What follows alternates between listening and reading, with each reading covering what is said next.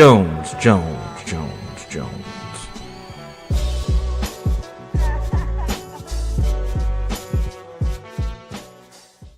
Men today are lost, not because the world is harder, but because they have lost their frame.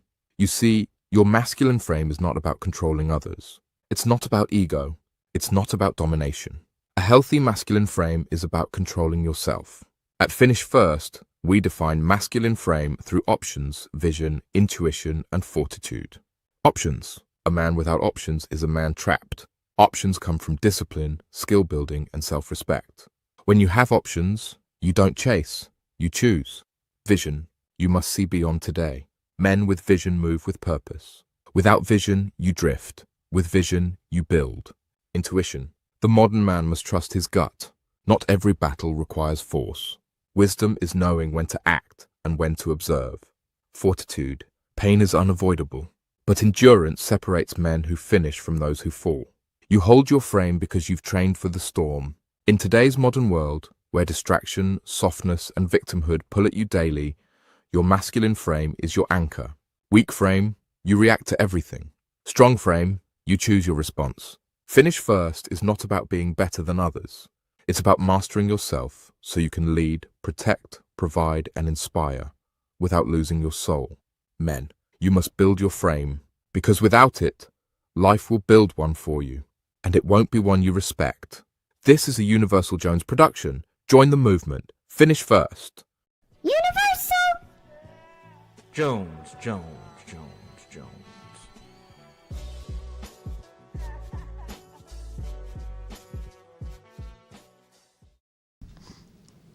Trying to get our two boys ready to carry them to golf tournament before practice, right?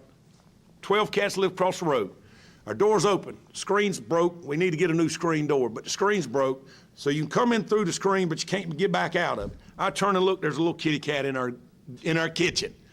So I said, "What are you doing in here, little kitty cat?" By that time, the cat turns, tries to get back out. That screen won't go that way. Cat starts going, meow, all crazy. And I told our players, we need more dogs. Bo's barking in the back. I have to go shut Bo up. Mel's like, "What's going on?" I said, "There's a cat in the house." "Cat in the house?" I said, "Yeah, there's a cat in the house." So I told our players, I tried to let it out the front door. Meow, meow, the cat's still going crazy in there. And I told our players, you need to be more like a dog. We don't need a bunch of cats in here looking in the mirror. Do I look good? I got my extra bands on. I got my other shoes on. Be a dog. We don't need no meows. We don't need no cats. We need more dogs. You're damn right. We need more dogs. Salute, salute, salute. Greetings. Welcome back to the channel by Brandon Jones. I am Universal Jones on these internet streets. And we're going to have a conversation today on, has the red pill helped or hurt men? This is a conversation that has been happening across YouTube recently. And a friend of mine said, "Hey, man, let's weigh in on this. Let's have a chat about it. Let's do a stream." So that's what we're here to do. My guest today is none other than the king of the Suggs verse, Lionel Suggs. How you doing today, Lionel? Morning, man. I'm in a pretty good mood today. Good damn morning. It's Sunday. It's a holy day, but we're not going to get into the spiritual piece today. We're going to get into manhood, masculinity, because that's one thing that, we're struggling with. We need more dogs, man. We need more dogs. This channel isn't just about manhood and masculinity. It's really about personal development, covering culture and society and things of that nature. But this is an important piece to where we are in society, is understanding what has happened with men. And this movement of red pill that has been around for quite some time, but it really has pushed the conversation around male-female dynamics to the forefront. And some people believe that it's been helpful and some people believe that it hasn't. So we're going to dive into that today. So do you want to share who you are a little bit? Because my audience is crazy mixed. I got all types of folks here. But who is Lionel? So Lionel Suggs is an author. You can find my works. Actually, just look me up. Suggs Verse, Heir to the Stars, Lionel C. Suggs. You can find me across the internet. I've been published for a minute now. I'm constantly writing. I am all about creating transfictional ideologies and challenging infinite reality fiction layers. constantly building, constantly turning myself into an idea, a concept, abstraction. And I want to put a black face on that idea as well. I don't want us to be looked at as the ratchet, the ghetto, the criminals. I want us to be looked at as pure ideas, pure intellectualism, pure creativity. So if you want to find more, you can visit www.airtothestars.com. There you have it. It's on the screen there. It's also dropped in the chat. Salute to the chat. Garyon's in here. Tyrone, one of the realest out here. Brown Man is in the building, and we have Imperious. Imperious is in the building today as well. Greetings to all of you folks. All right. So, Lionel, you brought this to my attention and said, man, what are your thoughts on this? What are your thoughts on the red pill? Do you think that it's helped and hurt? And I kind of had a mixed answer. I had a mixed answer for the most part. Now, to give a little context, I've probably been in this manosphere. We'll use that term. I remember that term first rolled around. Was it 2015, 2016? Shit, that was 10 years ago. Damn. Yeah, Folks, sounds right. yeah, I remember I used to be pretty heavy with BGS Idmore. I don't know if you know who BGS is. No. But I used to be pretty heavy on his channel. And this is before Kevin Samuels. Honestly, BGS is the person who pushed Kevin Samuels kind of to the forefront.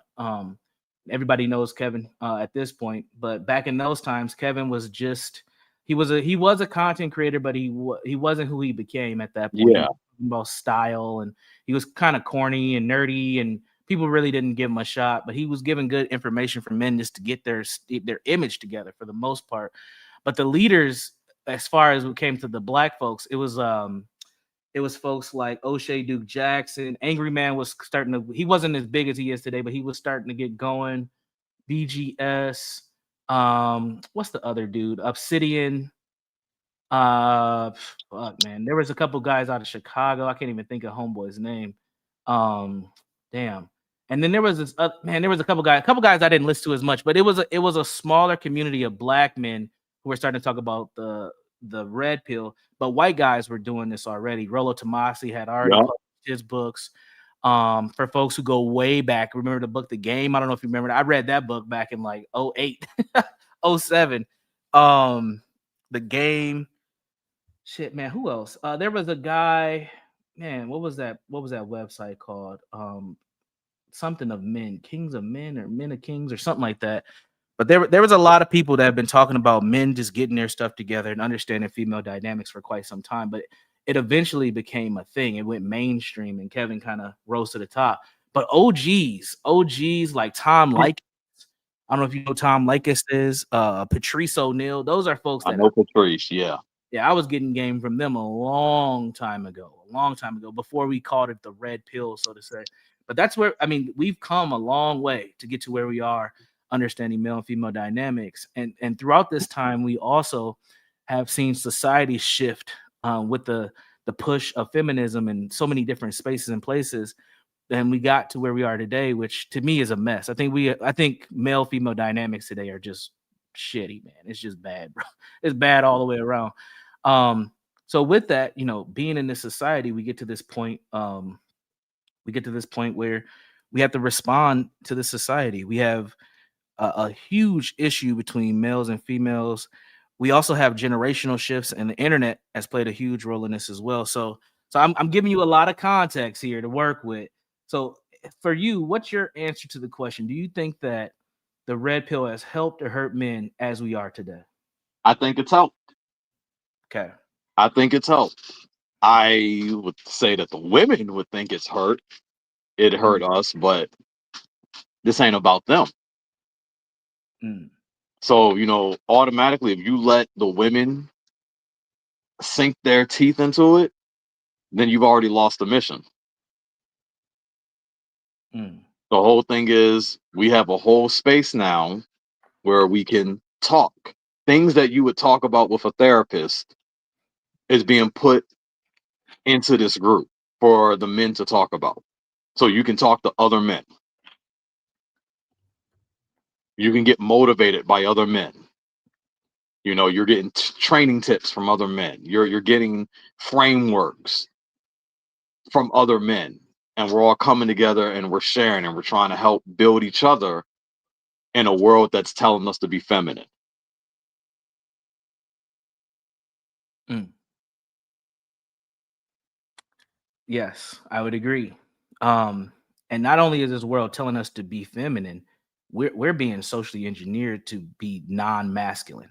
Like Yeah. just not like there's like masculinity, there's only toxic masculinity. There's no counter, right? There's Nope. nothing healthy.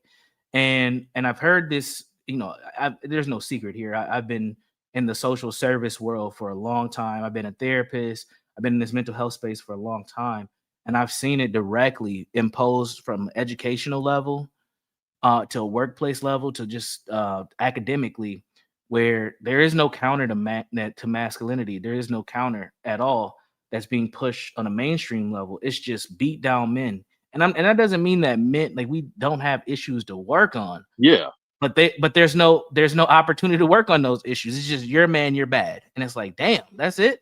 Like even when you have done nothing, you just represent everybody. You're just a man. It's insane. It's insane. But But that's not how society's going. That's not how society's treating it. They're treating it as in this particular aspect. If we're looking at the red pill, it's misogynistic. It's Mhm. hateful or hostile towards women. It's extreme ideologies. They're not looking at it as, okay, this is self-improvement aspects. They're not looking at it as, hey, it's accountability for the men, or focus on things to better yourself. And they're not looking at it as, hey, it's a safe space for the men to discuss their challenges that they face. You Mhm. know, pick something from societal expectations, relationships, masculinity, a sense of belonging, things like that.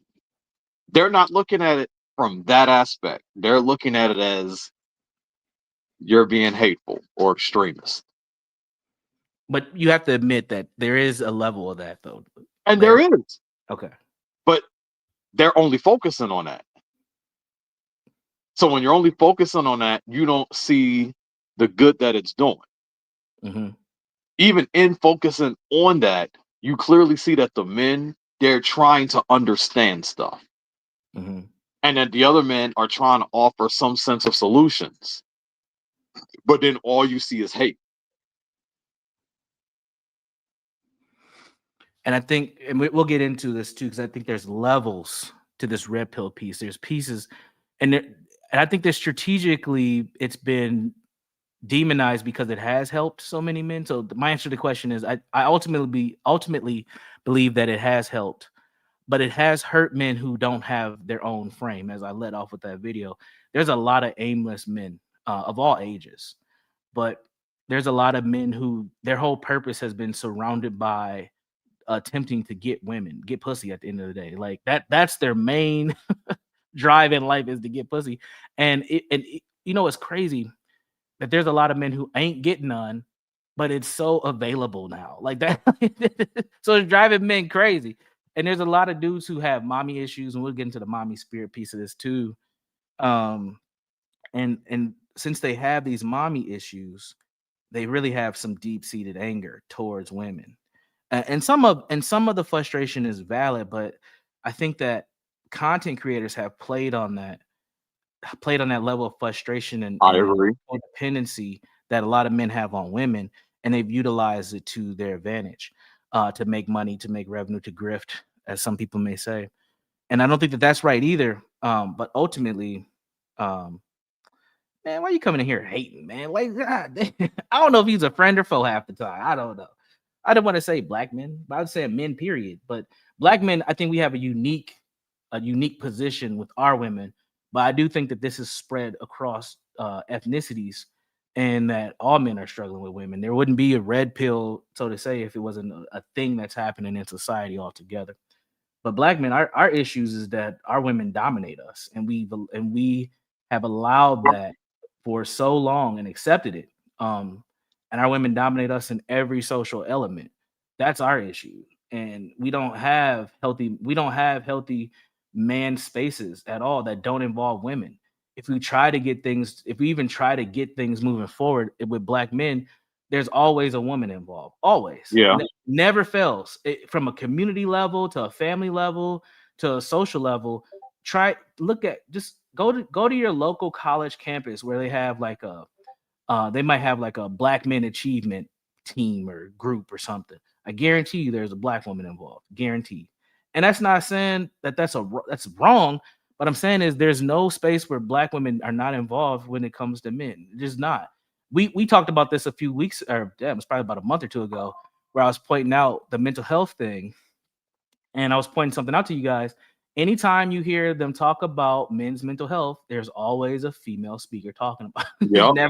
It never fails. And then I opened your eyes to something, and every time we've seen it, it's always a female speaker. And I said, now when they talk about black men, it's always a black woman that they get, because that's the authority in our community. And that's a huge issue. Yes, black men are definitely the canary in the coal mine, and it's spreading to everyone else. Well, we're probably about 15, 20 years ahead of what's happening in other ethnic groups at the moment. So I'm gonna stop rambling. What do you think on that, Lionel? One thing I say, and I like to point this out when we have these conversations, is that we got to be honest. I know we got to hold ourselves accountable, but we have to be honest. From pre-K to college, who are our leaders that we see daily? The teachers. Women. Over 80%. Those teachers, our leaders, are women leading us throughout the day. They tell you, at least in a black community, the leader of the household is a woman. Mm-hmm. Mostly. They're the ones you're seeing after school. Grandma, Nana, Mama, big sister. Hopefully not that, but you're seeing them. Mm-hmm. When you're going to work, just average jobs, you're generally seeing the women. You're dominated by feminine influence growing up. It's kind of hard not to start to, I don't want to say develop feminine tendencies, but it's be influenced by the way the women want you to move. Right. That's why these people are influenced a certain type of way.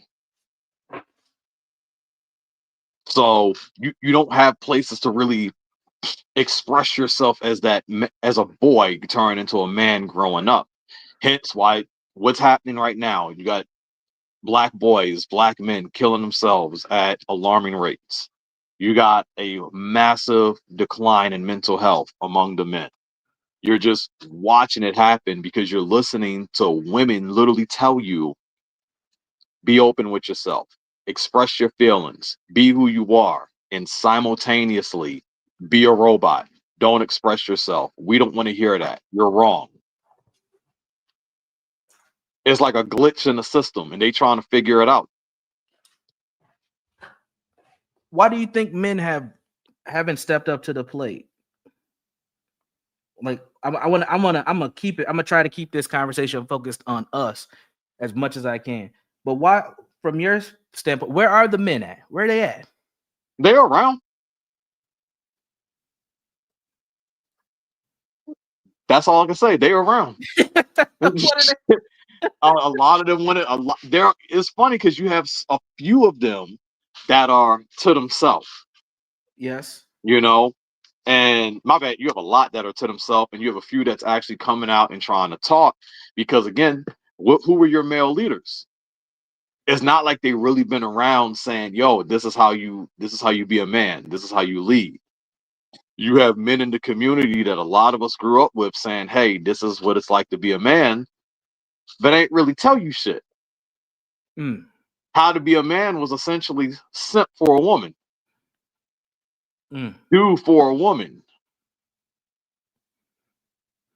Damn, that's being a man? Yeah, even when I think about my own upbringing, I think the person who probably had the biggest influence on me as far as like masculinity and like development was my great grandfather and my grandfather. My great grandfather, he did it more by just modeling behaviors. He was just old school, man, carpenter, knew how to build and fix any and everything, and just stayed on, just always working. I mean, pretty much to the day he died, he was always working or doing something. And I always admired that. Like he always had a response to something by his actions. And then my grandfather, that was my great grandfather. My grandfather, who my great grandfather's daughter married, my grandpa, I used to call him Papa. He was the one who actually was tell me things directly. He would say things like, a man should always have a wallet and keys and a watch. So a man always knows what time it is. He has keys because he always has a place to go, and he always has a wallet because he's gonna always need money. Like he would just put me on game and point things Okay. out in society, like stuff like that. But I know a lot of men who never had any of those types of conversations or models at all. It was just the Yeah. women were always doing things. And that was, and to be honest, there were when I was growing up, I had a lot of aunts and female cousins, just how the generations developed. So there was a lot of female influence, but those two they were like pillars, man. They always had influence when I grew up. But I remember kids in my community, like my peers, they didn't always have that. There wasn't a lot of dads around. And if you're looking at modern day, you're looking at Generation Z, Generation Alpha, some of the millennials. Look at what you're seeing. A lot of them don't have that pillar. Mm-hmm. Mm-hmm. They don't have the pillar of those men teaching them that. Who do they have? The mothers. Mm-hmm. Do you think that a woman can help a man become a man or be a man? Not become, but be a man. Overall, the majority, no. I think there's exceptions to the rule, though. Okay. Tell us those. And I do believe that the majority of the women, they're going to teach these guys to operate on their feelings. Mm. They're going to teach them, they'll tell them in one vein, because a lot of women taught their sons, hey, boys don't cry. But at the same time, never really taught them how to regulate their emotions or feelings because they don't know how to. Good point. You know, in the same vein, there you can get situations because my situation. I was born to an 11-year-old. Mm. She couldn't go around. There was no man involved. She couldn't go around and hey, let's find a dad for you or not. And she had to raise me. She would listen to other dudes and she would replicate that in order to help build me up. But her whole thing, if you ask her, she didn't want me to become gay. That was her biggest thing. So Mm. with her, she says she couldn't act like a woman. Oh, I didn't get hugs. I didn't get kisses. I wasn't getting comfort. Nothing like that. She had to be aggressive as hell in order to build me up. interesting. So your mom's way of keeping you from being gay was by inflicting more aggression into you.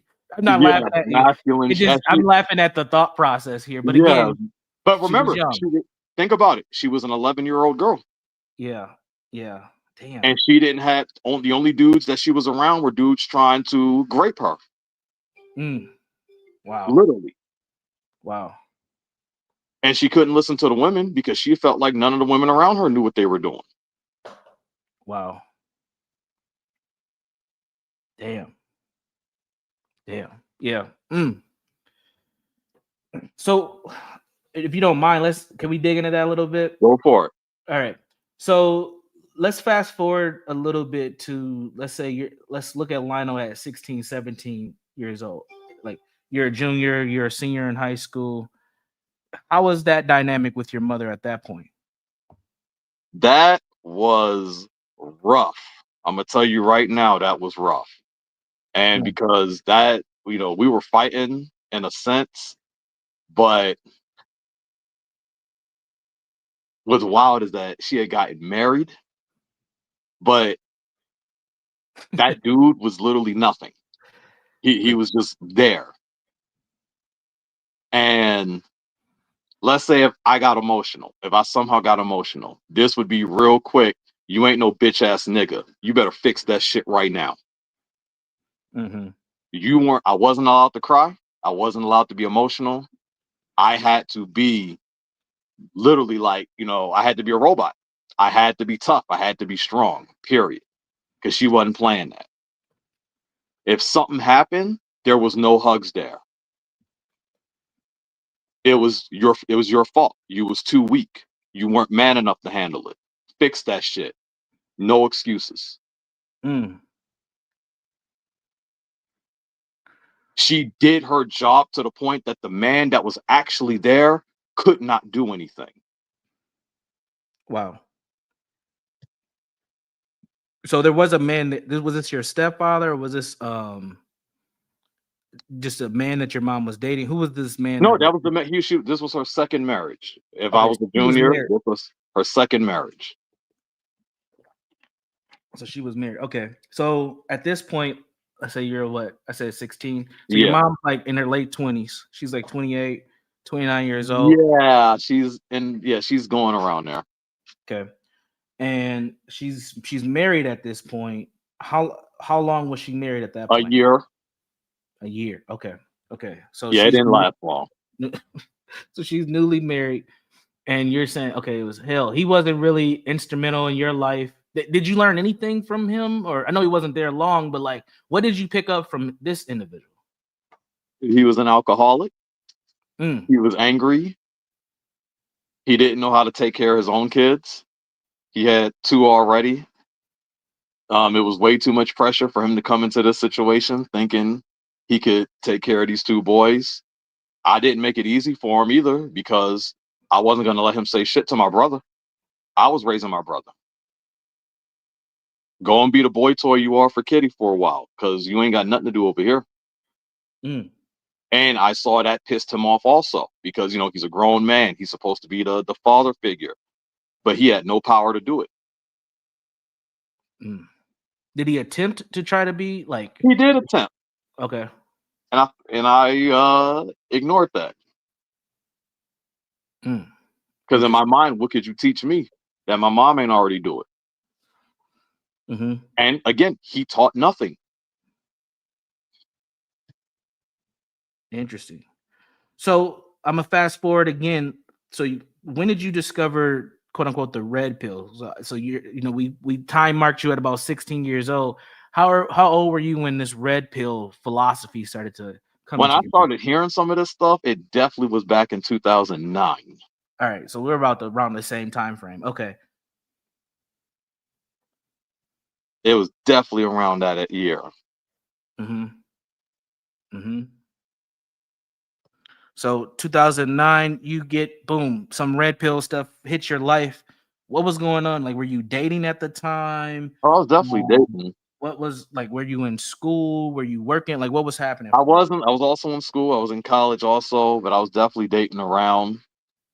Um, ooh, I'm gonna tell you this. Like personally, because of how I was raised, it was hard dealing with women who were crying. Mm, I could never take someone crying. I could never take someone being just like hyper emotional because my mom wouldn't let me be that. So it was mm, hard to resonate with people that were. mm, So it was like, damn, she's emotional, she's crying, time to break up with her. I can't deal with this shit. mm-hmm, You got to go. And that's how I kept going. mm.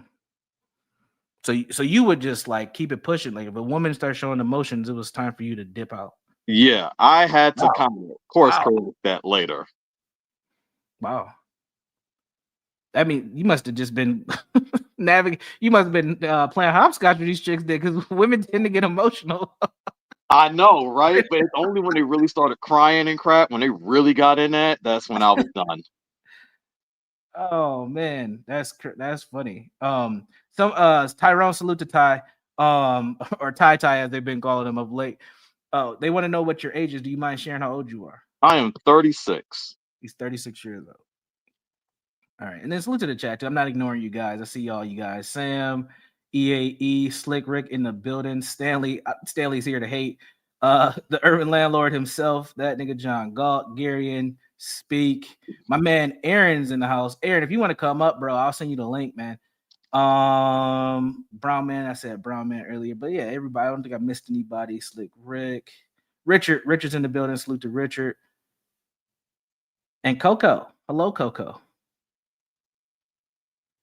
Perfect. But okay. So you're dating these women, you know, they're once they get emotional, you're moving on. You're also engaging in red pill information. And what is it doing for you at this point? Like, what are you learning from it? What's standing out? Like, how are you applying the information at this point? At that point. My mom is 47. His mother's 47 years old. Somebody asks, are you bisexual? No. It's kind of What kind of question? I don't know where that came from. Like, what did he say, Tyrone, that makes you think he is bisexual? Jesus. Damn. Basically, the women they're all about the money. Oh, damn. So back in 2009, you came to the conclusion that these chicks is just all about the money. They're all about the money. They don't care about your mental health. They're not here to truly support you the way you think they are. You have to be the one in control. You have to be the one running the ship. You cannot show moments of weakness. The minute you show that, they will try to devour you. Damn. So you realize right away, like this game is rigged, man. These chicks is gonna eat you alive back in 2009.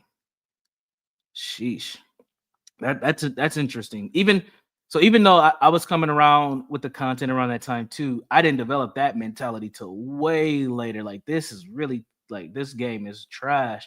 But I also think that for myself during that time, I don't think I really understood female nature the way that I do today. And that's what I was saying too. Yeah. But I had my mom in my ear also. Mm. And I have a funny story. It's not funny, but I had a situation where I was actually kind of down because of some chick, and my mom had took me to get some breakfast, and she was like, "Yo, there's billions of other chicks out there. However, you want to get this chick? You want it? My bad, 'cause I already had her, but she was messing with me. She was messing up. She was like, treat her like shit, point blank. Treat her like shit. Ignore her, dismiss her, utterly just, be an asshole. Watch her come back to you. It's that simple." Literally, in that week, that's exactly what happened. Taking her advice. Wow. But then I also realized this girl was toxic. And then how did that work out? How did it work out? Yeah, I mean, we were together for, 5 more months before it was like, nah, I'm done with you. Damn.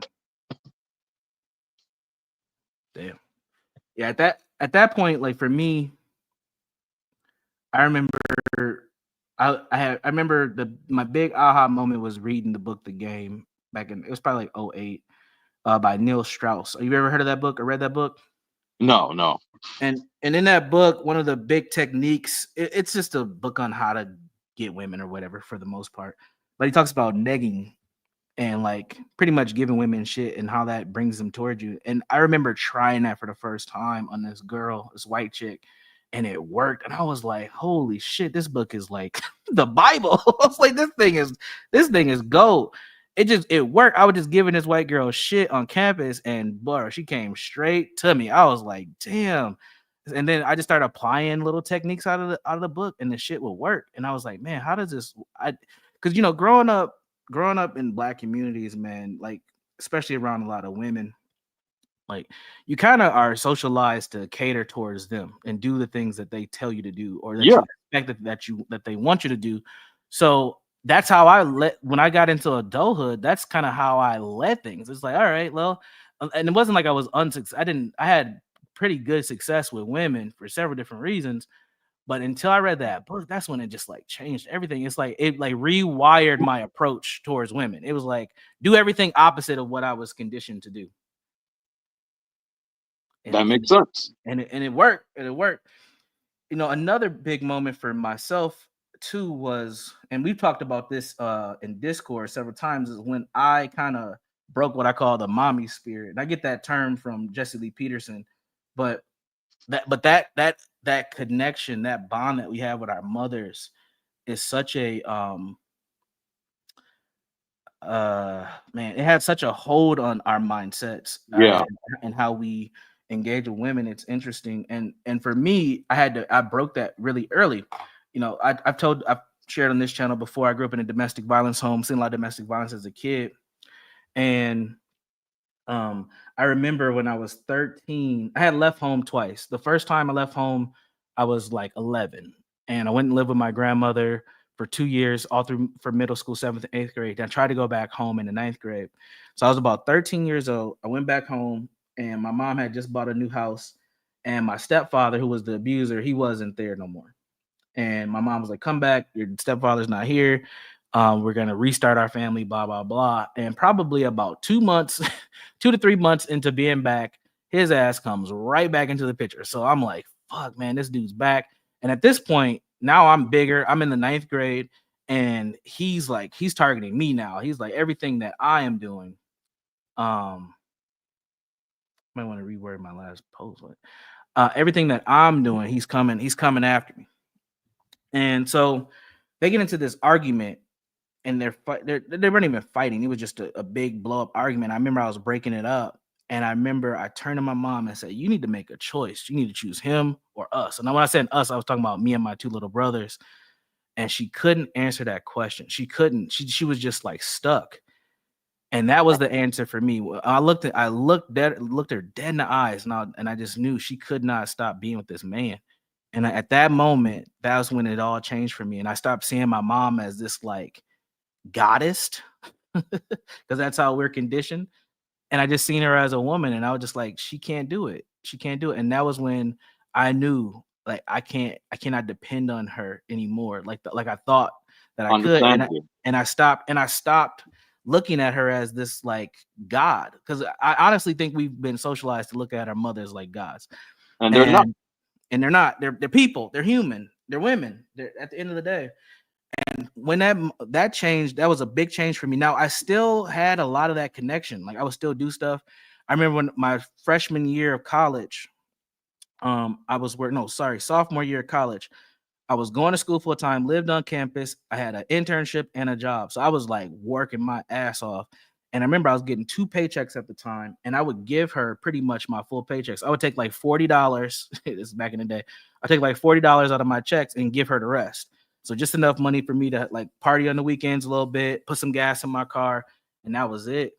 And I would give her the rest. And I remember sitting in my dorm room, and I knew my mom was gonna call me because she always called like Wednesday, getting ready for me to say, "All right, mom, here comes the check." And I told myself, I can't give her this check. I need this money. Say no to my mom. And it was like one of the hardest conversations I could ever have, was just to tell my mom no. And I remember being nervous as shit. And she calls, and I'm like, fuck, okay, it's time. I remember she was just, doing her normal thing. And then she did the ask, "Hey, how much you think you're going to be able to give me on Friday?" And I was like, "No, mom, I can't do it. I can't give you any money anymore." And it just got silent on the phone. And then she was like, "I understand. I'll talk to you later." And she hung up. And I was like, fuck. I just remember being so nervous. But that was the moment where the disconnect happened. And I was like, from there, our relationship like significantly changed, Lionel. She stopped asking me to do things. Even to this day, if my mom needs something, I am like her last resort, man. Like she will try to go through any and everything she can before she comes to me. And when she asks me now, she's always like, "I'm gonna give it back to you. I'm gonna give it back to you." And it's all from that moment. And that was fucking like 20 years ago, bro. That was a long time ago. Yeah, that was crazy. But that was me breaking that mommy spirit. Now I still had the issues with women though. Like, right, I broke the mommy spirit, but there's still a lot of development that had to come through with it, understanding female nature, because I still was conditioned to lean, from the women. So I run into this book the game, and I'm like, man, this shit's teaching me everything opposite of what I thought. Because when we grew up, man, we had like Comic View, we had all these shows, Girlfriends. We got influenced by like how women think. Yeah. You know what I mean? Like that's what we had. And so when it comes to Black women specifically, we were conditioned to respond to them a certain way. And I think that once we get more of this red pill talking points, it's complete opposite of most of what we've been conditioned to understand. So I'm gonna pause there. Any thoughts on that? I had a similar experience actually, but this would have been 2012, where I had to say no to my mom. And boy, did that create an issue. Created a fight, actually. Big ass fight we had. And she actually started changing her tune for a minute also. We somehow got to a better place, and then it went south all over again. Mm-hmm. Mm. So I'm gonna pitch it back to you here. So 2012 happens, boom. You have this situation going with your mom. How are you with other women at this point? I personally feel like these women think that I was a therapist. They was way too open with me, trying to share all type of stuff. During this time, I wasn't playing around though. Mm, You start really coming at me and breaking down, telling me all this stuff, I most likely left you. mm. I didn't have a real transformation until like around 2015. That's when my transformation actually happened. And I started to embrace that more than just being like, nah, I'm done with you.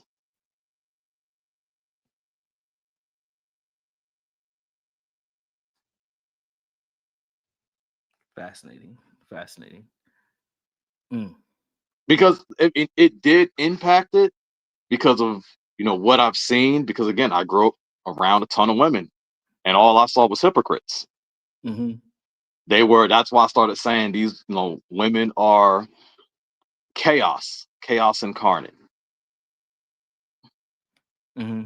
Because they say they want one thing, but they don't know what they want. They say they're going to do something, they don't know what they want to do. They're walking paradoxes, and they just love to bring chaos. That's how I was viewing them.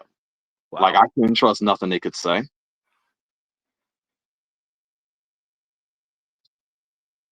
Mm, wow. I'm gonna answer this question from my guy Aaron. He says, "Do you view your mom as human?" Yes. Answer to that. Seems that her decision making wasn't the best. Curious about her early childhood experiences. Again, that's difficult. We come from very interesting circumstances. Um, I have not done my lineups yet. I'll get to them. I'll get to them. I got time. Um, so Blue Jay is available. So my mother's childhood, I would say my mom had a pretty solid childhood. Like her my grandfather and grandmother were married, so she grew up in a two-parent household for majority of her childhood. They did get divorced, and then my grandma remarried, so she always had like a father figure and pretty stable housing. Now, my mom and my grandmother, their relationship started to get like disrupted. I don't know all the details. I learned this later on in life, but they were at it for quite some time. I think my mom was just like rebelling for the most part. I think she was just a young girl. She was the oldest, and it was the 80s, and she was just like, fuck it, I'm gonna do what I want to do. Like my mom can't stop me from out here living my life. And my mom ended up getting pregnant her senior year of high school with me. So my mom was pregnant. She was like 17. She gets pregnant. And my grandmother was just disappointed and pissed. And she ended up my mom ended up similar to me. She ended up leaving the house and living with her grandmother. So my great grandmother was pretty significant during when my mom was pregnant with me and in my early years. Now my grandma has always been around and she's always been involved, but for the most part, my mom had a pretty good childhood. I don't have any traumatic stories or anything. Nothing really happened to her. It was just the times, man. She grew up in the fucking 80s in Minneapolis, and it was fucking crazy back then. So she, she was just a young person living her life. Now her choice in men, that's a whole nother conversation, because I don't think my dad was the best choice, to be honest. My dad was a fucking player, and she got caught up. My mom was always, the way they told the stories, she was always considered like the good girl, but she wanted to run with the bad boys, and that was my dad. My dad's nickname is Junior Man, and he was known in the streets for being a fucking player, and he sold weed. That was him. Like, that's what he did. And even to this day, he still has a lot of those characteristics. He's just a player. He's funny. He's very charismatic. And he's a guy that a lot of people know. And he got my mom.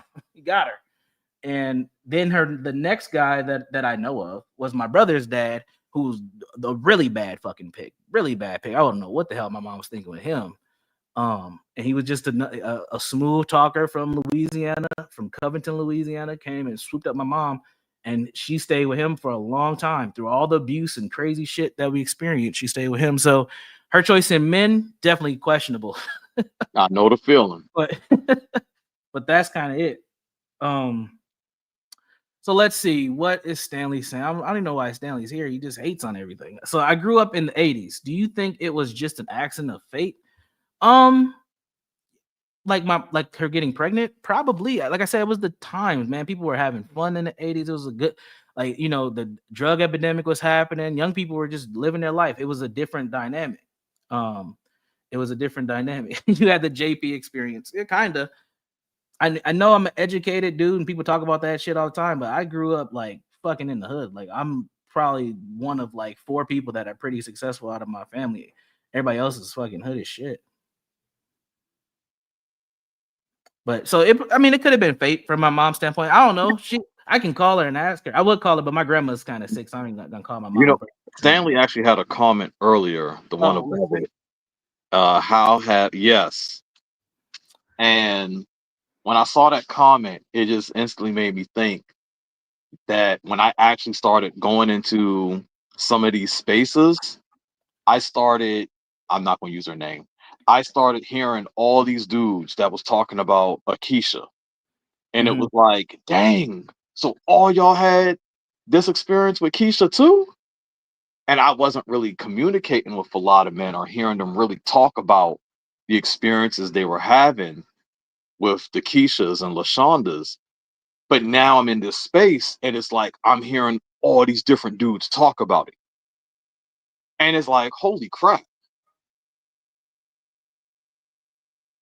And so again, you're hearing all these different men, and then it changed how I would start asking questions to men older than me, men that are married, men that got rosters, and you're hearing these stories, and they're all talking about these Keishas, all these bad seeds they was messing with, that was slashing their tires, trying to blow their house out, lying on them about all type of things, Damn. So it's like the fact that these different guys had these experiences is not like, oh dang, okay. It was definitely, it opened my mind up even more.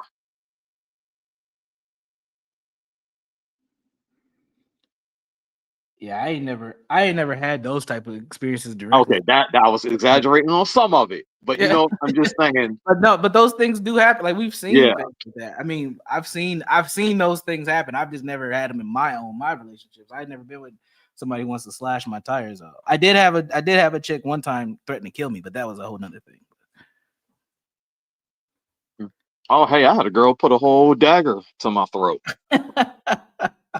So trust me, I mean, I've seen it now. Another girl got mad at me. She whipped out a knife, tried to threaten my brother. I had to whip out the katana. You would think this story's made up, but it's legitimate. He said that his comment was mainly about my mom's experience. Well, and again, you're getting my mom's experience through what I've heard. I didn't experience, so it is an interesting dynamic. I might drop the link, but let me and Lionel cook for a little bit. But see, he's also saying your mom's experience in the 1980s. My mom's experience in the 1980s wasn't good at all. Mm-hmm. From 7 and 11, I mean, she spent most of that time running away from home, because either Mhm. mama's boyfriend was raping her, the neighbor was trying to come Mm. at her, the mailman, the teacher, the babysitter. I mean, she spent life trying to run away from predators, and eventually one of them got her knocked up. Jesus. Yeah, that's an extreme circumstance, man, and unfortunate. That is insane. Like to have that predatory nature. I don't know what the fuck's going on there. That's crazy, man. But then, like I said, and he was just saying how it's different, universalizing personal experience can be dangerous. But when I tell y'all my personal experience, people also want to dismiss that. And it's very real. Yeah. And yeah, that's interesting. So, but and again, we're telling personal stories just about our experiences. I don't think we're universalizing things. Now, we can universalize things where we are today because I think that we've come across a lot of similarities on how we're viewing the male female dynamics of today. But talking about our parents' experiences from what we've heard about them, that's not saying it was everyone was like that. And again, I don't know why whenever we have these conversations, people go, "Well, that's not everybody." Like, obviously, it's not fucking everybody. We're just talking about dynamics that are going on. It's stupid. And so it's like when I'm like, again, when I'm hearing about this, you know, growing up and whatnot, it's like, dang, what nobody trying to protect you. What were the Right. men doing? They were joining in or they were covering up. The Right. men were trying to help this young girl. They were too busy saying, "Hey," I mean, there was a story about a chick, if y'all want to believe it or not, about like those Diddy parties where they would be taking kids and whatnot and Oh, yeah. having, yeah, my mom has a story like this. And it's like, what about where were the people there to protect you? The Are you men talking about didn't. are you talking about the young black girl? Like, I think I know she was like 16. Yeah. Yeah, I've seen that story. That's insane, man. But she's And not the so, only one. There's a lot of girls like that. yeah. And it's like, damn, where were I would ask, where were the men at to protect you? Where were the men at to stop you? Nope, they were there to join, or they would ignore it. And it's like you see this story, but then they'll be like, what have the men taught you when growing up? That most of y'all are predators.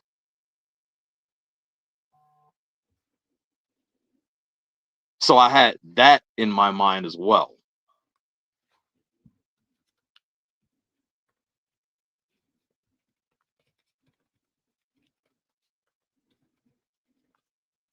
Tyrone.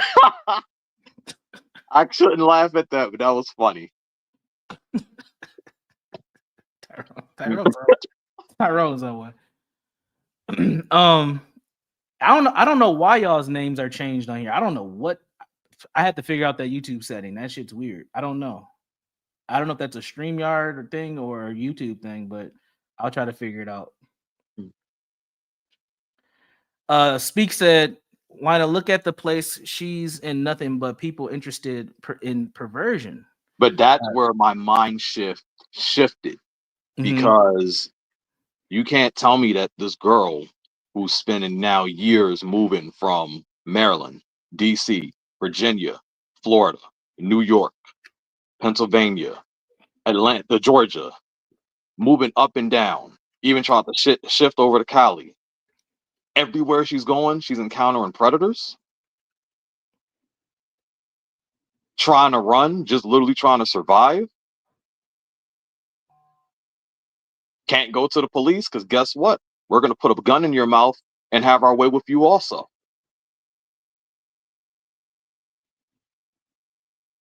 Mm. And I'm being 100% serious. How has I hear you. I hear you. Go ahead. Go ahead. yeah, I see it's coming. How has the experience of your mother being so young and just all the things that you know of, how has that affected your dating? Like you and how you operate with women? If I'm being honest, when you ask some of these girls, Lionel is overbearing. Lionel's like a dictator. Lionel's very protective.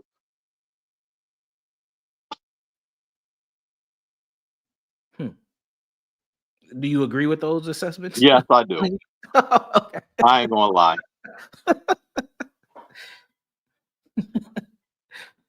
I ain't gonna lie. So why for you, why is that? Like, why do you operate like? Are you trying to like make sure they don't get hurt? Like, what's Yeah. going on for you? Ultimately, I mean, again, it comes from my mom. When I see the reality that happened to her, when I see the reality of what happened to my sister when I wasn't around, when I see the reality of what happened to just, again, different women I knew. You know, I'm chilling with my cousin, and then I only laugh because we've heard you talk to your staff. dude, I'm sorry, I couldn't help it. yo, my bad, yo, it's yes, it's definitely out of a sense of protection, though, overall. Oh my god, And to Tyrone, she is in a relationship currently. Tyrone trying to see what your mama look like.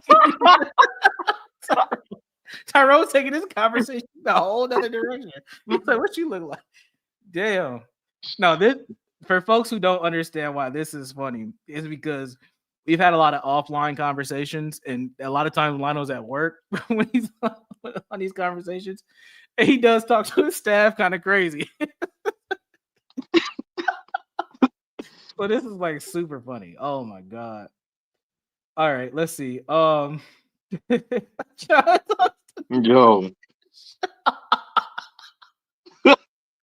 Oh my god. This is too funny. They are trying to holler at your mom, bro. Like, what is going on? Wait, okay. So I'm gonna say that. So that's Wait, she where does? And do these actually people know what your mom look like? he definitely does. Oh, okay. I'm actually gonna say that. Damn. So the thing about this is when I'm listening, some of those comments actually, when I look at the red pill, some of the advice that I do see when it's basically, they're telling the men not to worry about a woman's money and whatnot, or we don't care about her education. I got to disagree with that. I think that's actually one of the sour points I disagree with Okay. because my mom is a middle school dropout Okay. because, child at 11. She's a middle school dropout, but yet she owns a $1 million corporate business. She makes literally shy over $1 million a year. She, her second husband and the last two boyfriends she had, they were living with their mom, no car, no ambition, no nothing. And she flipped all three of them into doing better for themselves. Wow. Got one of them a multi-million-dollar contract and turned him into a whole different person. And I've seen her as a support system that literally is here to help level the guy up she's with, but wants you to be the man in the situation also.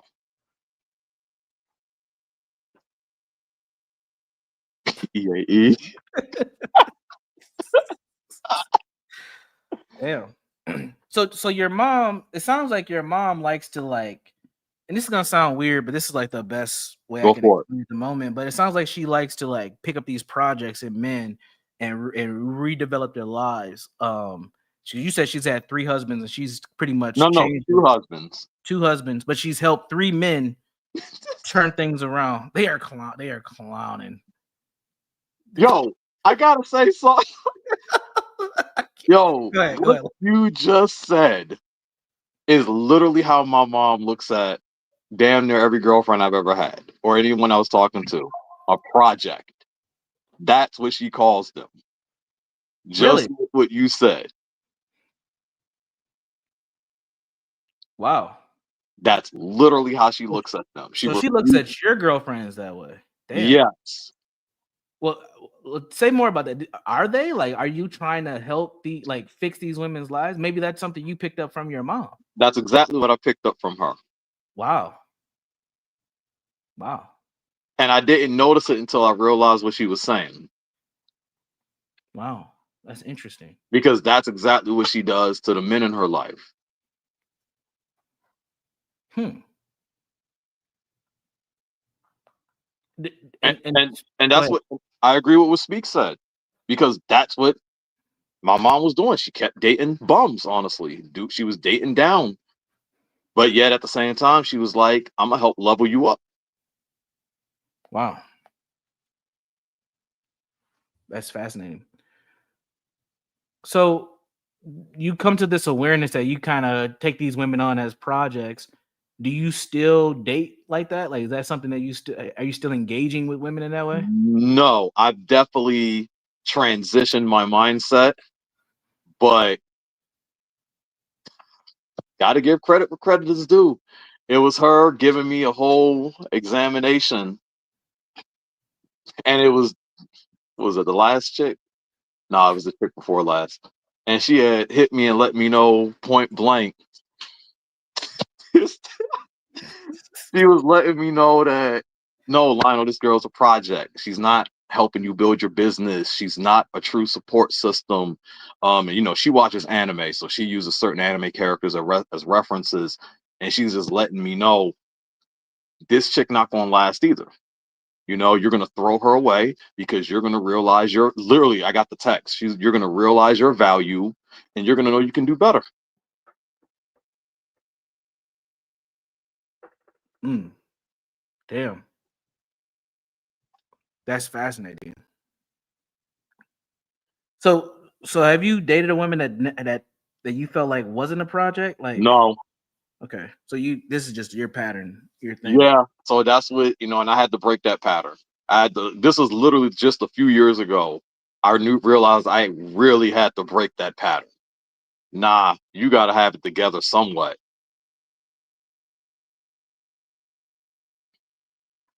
Do you think that you can be in a relationship with a woman that doesn't need the help, doesn't need like? I'm curious, like, how do Well, you that's a good question. how do you Honestly, I function with a don't. chick who's stable? That's what I'm going to be real. This is 100%. I have dated girls who I thought were stable. And I'm telling you, these girls are working 2 jobs. They have everything together.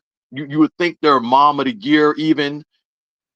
And then when they get with me, they become Peggy Bundy or Married with Children. Now, all of a sudden, it's like, damn, I thought you were stable as shit. Now it's like, nah, she want the princess treatment. Oh yeah, Yo, Tyra. Tyrone wants to see that documentary. Find a link. Oh my god. Oh man. Okay, no, Stan. I wasn't trying to mean in that sense of stable. I was just saying these women would be hard workers, but their mind would be in a sense where it's like, oh, okay, I see, you're working hard, you're good. You sound like you got everything together, but that changes very quickly. Now, all of a sudden, you got no job. Now, all of a sudden, you got schizophrenia. Now, all of a sudden, you just want to sit on the couch all day, eat bonbons, and watch Oprah. How did you turn into Peggy Bundy? Mm. But they all say they feel safe with me. Wouldn't you say that's somewhat like female nature? Like they get in a relationship with you and then they expect for you to do the protect, provide, produce thing. You know what I mean? Do you think that could be what's going on? That could definitely be what is going on. Um, to Stanley's question, I'm gonna say uh, I want to say no. The problem is it's my mindset and I put a huge emphasis because my mom has been working a job since she was 12 years old, obviously because of our circumstances. And I've seen her in constant hustle mode. Constant. I listened to her say she wants to basically just chill. She wants to be at peace. She doesn't want to work as much anymore. You know, that's why she wants to get a guy. But in the same vein, she's been doing it so long and has to been doing it so aggressively. It's just part of her. And I've watched her now with 2 marriages and a few serious boyfriends. The level that she works, I can't see myself with a chick who just wants to sit at home. Hmm.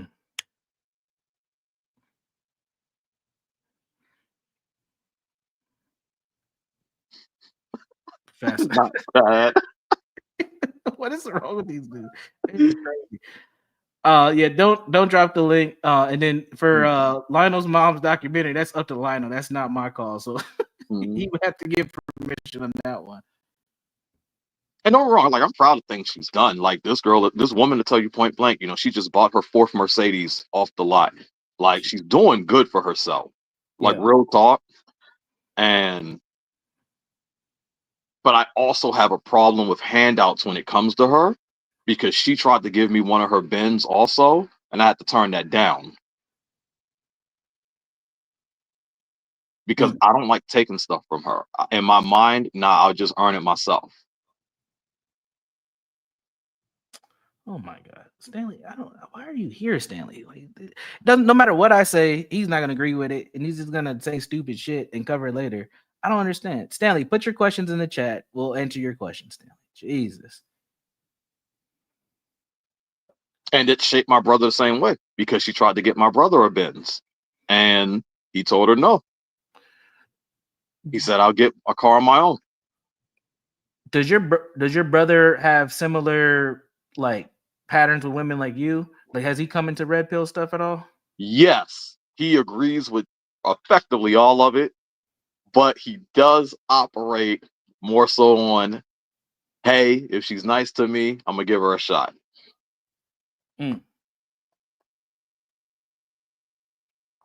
Fascinating. Fascinating.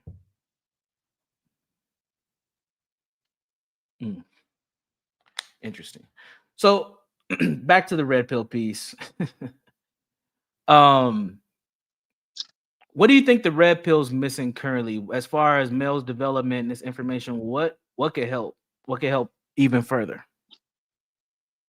I think there's okay, so while I say it's helped, I have to pivot this for a minute because there are some ideologies there that you hear from these guys that when you do go outside, it's kind of like, let's be real. Like there are certain ways, like some of these dudes do sound like they're full of shit.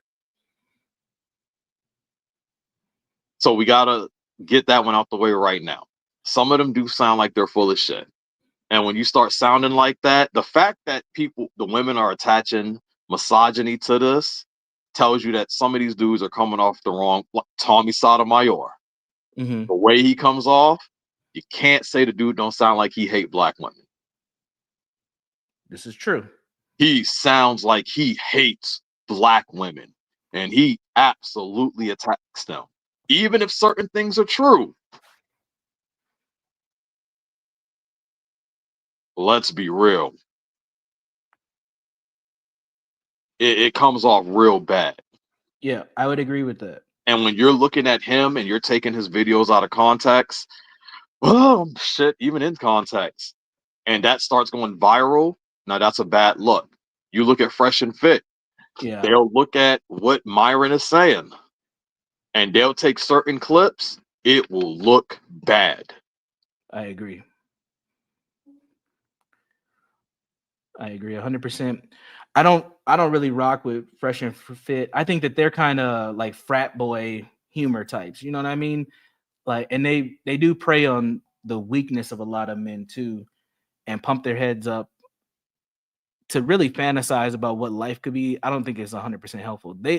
They remind me of the game Two Truths and a Lie. Like they give you some truth and then they give you that lie, and it just fucks it all up. And it's like, so they in this era where you have data, you have stats and whatnot. Having these guys believe that you're just gonna be the breadwinner no matter what, they gotta cut that out. Hmm. Like, that's just not the reality. For some guys it is, don't get me wrong, but for a lot of men, it's not.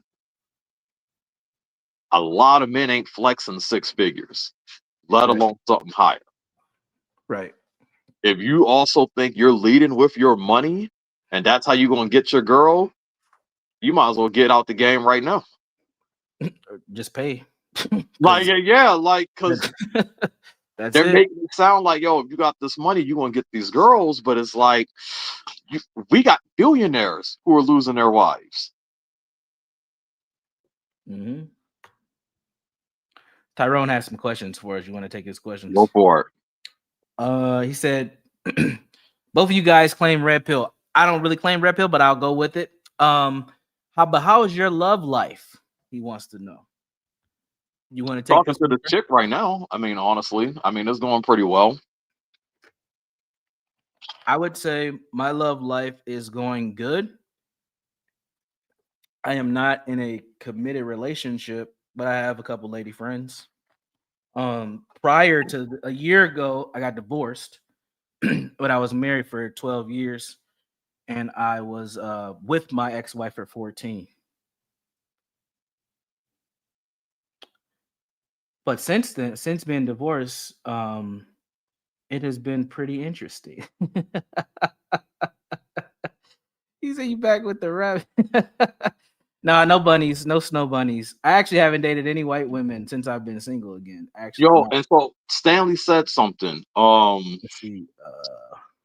I get that. No, let me know. This I part. do understand that. Yeah, that's that one. I understand that. And I actually don't disagree because there are women who are homemakers. There are women like I see the public education system. If I had kids, I don't think I would want my kids going into public education. I think I would want my wife doing this. And I'd be helping her with that. There's a lot. If I'm gonna have her purely as a support system, I mean, obviously you can get a part-time gig at home also, but Right. I can understand the stay-at-home wife. I definitely don't disagree with it as long as she's adding value in your life with doing that. But I don't disagree with it. Yeah, I agree. When I was married, my wife was a stay-at-home wife for the last 6 years of our marriage, and that was way better than her working. Honestly, it worked. It made everything work out a lot better. It was better for the kids and everything. There was another question. Yeah, you can react to whatever you want, Stanley. That's fine. I thought Tyrone had two questions. Let's I see. did see Imperious comment though, his theory. Let's see. Okay. My theory is red pill turns men who have a tendency to simp for women into men that simp for men. Damn. Yeah, that's a good point. That's a good point. And that's why I think like Fresh and Fit is a really bad example because these dudes just start worshiping these guys. That's also And why I don't claim like Red that Pill. shit, yeah, that shit is crazy, man. All I'm saying is I think Red Pill has helped in certain areas overall, but I'm not claiming it. But then again, when you see some of the examples, some of these dudes ain't exactly who you should be following. Right. We saw the whole Andrew Tate wave. The dude was trending astronomically and so heavy that they had to start banning him.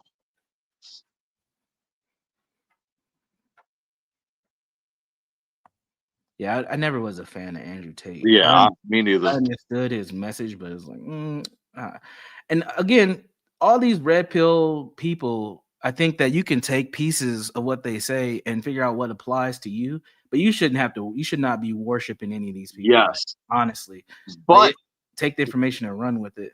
this now comes from what I said about modern era because of the fact that they're taking what they're saying, they're worshiping what they're saying.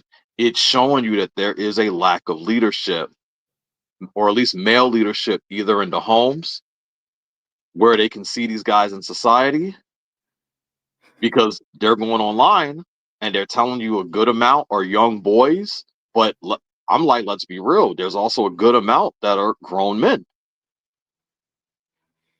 Yeah. I know females personally who have told me that they have gone on dates and the guys would they would bring up red pill on the dates to basically test these women out. I believe it. I believe it. And it's annoyed these women so much. Lionel, did I ever tell you about the date I went on and the chick asked me, do I know who Kevin Samuels is? Oh no. Did I say that? I was cracking up at the table, like, yeah, I know who he is. It was pretty funny. And then she went on like a fucking 6-minute rant about how dumb he is, and I was just like, all right, cool, that's all right. I didn't say shit. I was like, all right. Yeah, ain't nothing to say. I was like, yeah, this ain't going too far. She was cool though. She was cool, but that was funny. Oh. But again, that's hold on, where hold on, because we do got some people in here. I want to say my stance, just because we said at the beginning of the show, they do talk. If you're going to look at, manosphere, but diving more into red pill, they have talked about, improving yourself regularly, improve your diet, your well-being. Yeah. They do they're motivating the men to basically build wealth, build advancement, be better. Ironically, they're saying be better than a woman, but they're saying be better for yourself as a man. They are giving frameworks and tips to increase your confidence. Whether it's, you want to call it toxic or negative, that's a different thing. But they are telling you, hey, this is how you can be better with social interactions. There is a huge emphasis on dating. It offers a space for the men who are frustrated or feel lonely or feel like their issues aren't being addressed. And bam, you have a community now that you can talk about it. This is just solely looking at the positivity of it, because some of the spaces are going to get looked at as a safe space for those men.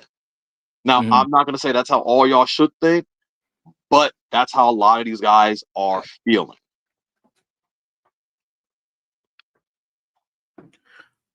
I agree.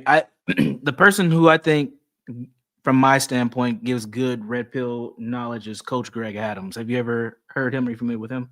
I feel like, no, I've heard the name. Yeah, he put out a book called The Free Agent Lifestyle. Is that what the book's called? Well, that's kind of his theory, is this thing, the free agent lifestyle. I think he gives good concrete information. It's pretty solid.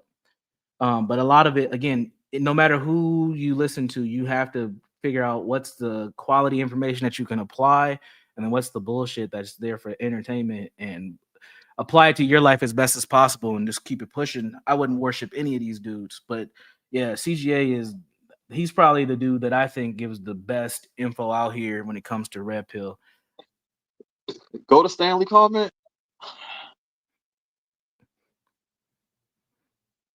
So the thing about his comment is that I agree, but I also look at what's happening in the modern day. Correct. And how a lot of these, because if we're going to say this, then we got to look at what's currently happening, what's growing into. And a lot of information's going, a lot of the newer parents are the Generation Z. They're the ones that's making the new children. They're the ones that's the parents. Their mindset may not be what good parenting is. Because a lot of these young men turn into parents. They've seen the red pill. They've absorbed it. A lot of these girls, they're in that transactional mentality. Good parenting, that might be a thing of the past. That's a good point. Which brings up the question of mentorship, because that's always the substitute for bad parenting. We need mentors, especially for Black boys. We need mentors. And I just think that mentorship's not gonna work, bro. Like, we've been trying to do that shit for 40 years. It's not working. In the modern era, I don't think it's gonna work no more. No. I think apprenticeships are a better opportunity for young people. But if you have a young person that doesn't have any aim, they're not headed anywhere, mentorship is a bad option, bro. It's not. And we spend millions of dollars all across this country on mentorship programs that have barely any results. Said social Darwinism. But I did drop the link, Lionel, so some folks may come up. We're gonna keep it concise though. Imperious, I know you can be on your best behavior. I know you're probably coming up. Stanley, if you want to ask questions, feel free to come on up. Tyrone, I know you can come up too. The link is in the chat, gentlemen. What was my other question that I have for you? I should have wrote them down. And do you have any questions for me? You can throw some questions my way too. Let me think of something.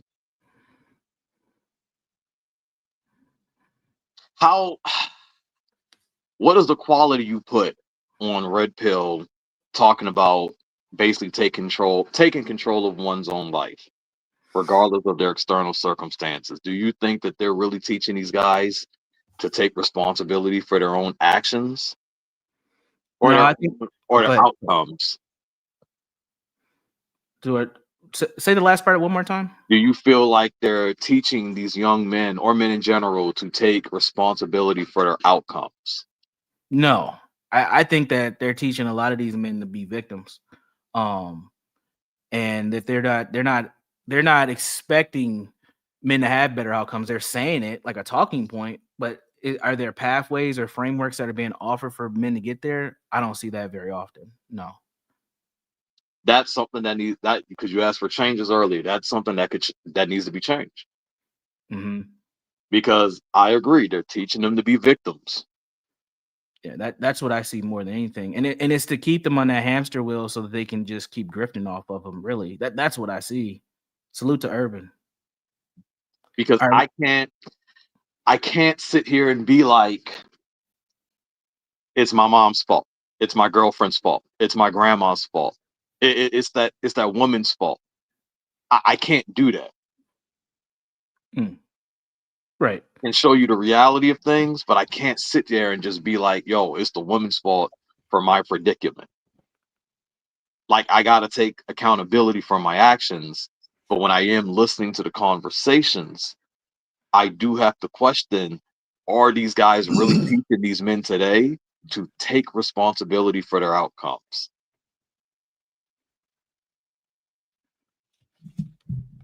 Welcome to the panel, Stanley. Hey, Universal, I only hate you when you're on John's show. Your own show is different. Well, okay. You hate me. Go ahead, Stanley. Just go ahead. No, I'm not going to be up here that long. I still think, and I'm not really talking about you and Lionel necessarily, this show necessarily. Sure. But I think in general, people tend to universalize their own personal traumas and act like everybody's going through it. I find that especially in the manosphere types. And then the second thing I want to say, I have, maybe it's even a boutique view of what the Black community is. Mainly, I don't think there is one. I think there are communities. Black people in Los Angeles don't necessarily have the same experiences as, say, someone like me who grew up in Savannah, Georgia. They're different parts of America. The cultures, while similar and have a maybe a shared history, it's almost like evolution in a way. We have a common history, but the experiences in 2025 are different.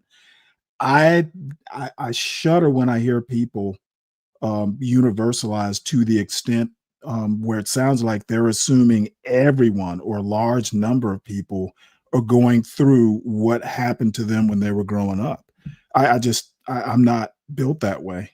The other thing I want to say, and this will be the last thing, I am also a little bit more of an individualist as I've gotten older. I think people, if you know what some of the societal problems are, you literally have to make it your personal mission to not suffer the ills, the pratfalls that are out there.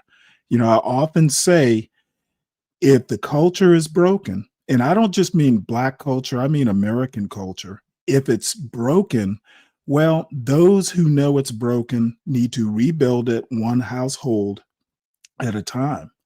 I don't get the mass movement mentality. You know, I guess I'm just not into movements. So, you know, that's really all I had to say. I'll let y'all react and I can bounce after that. I actually agree with that point. I think it's too late for a movement. I know that there's a call for that, especially amongst Blacks, that we need You a and I movement. agree with that.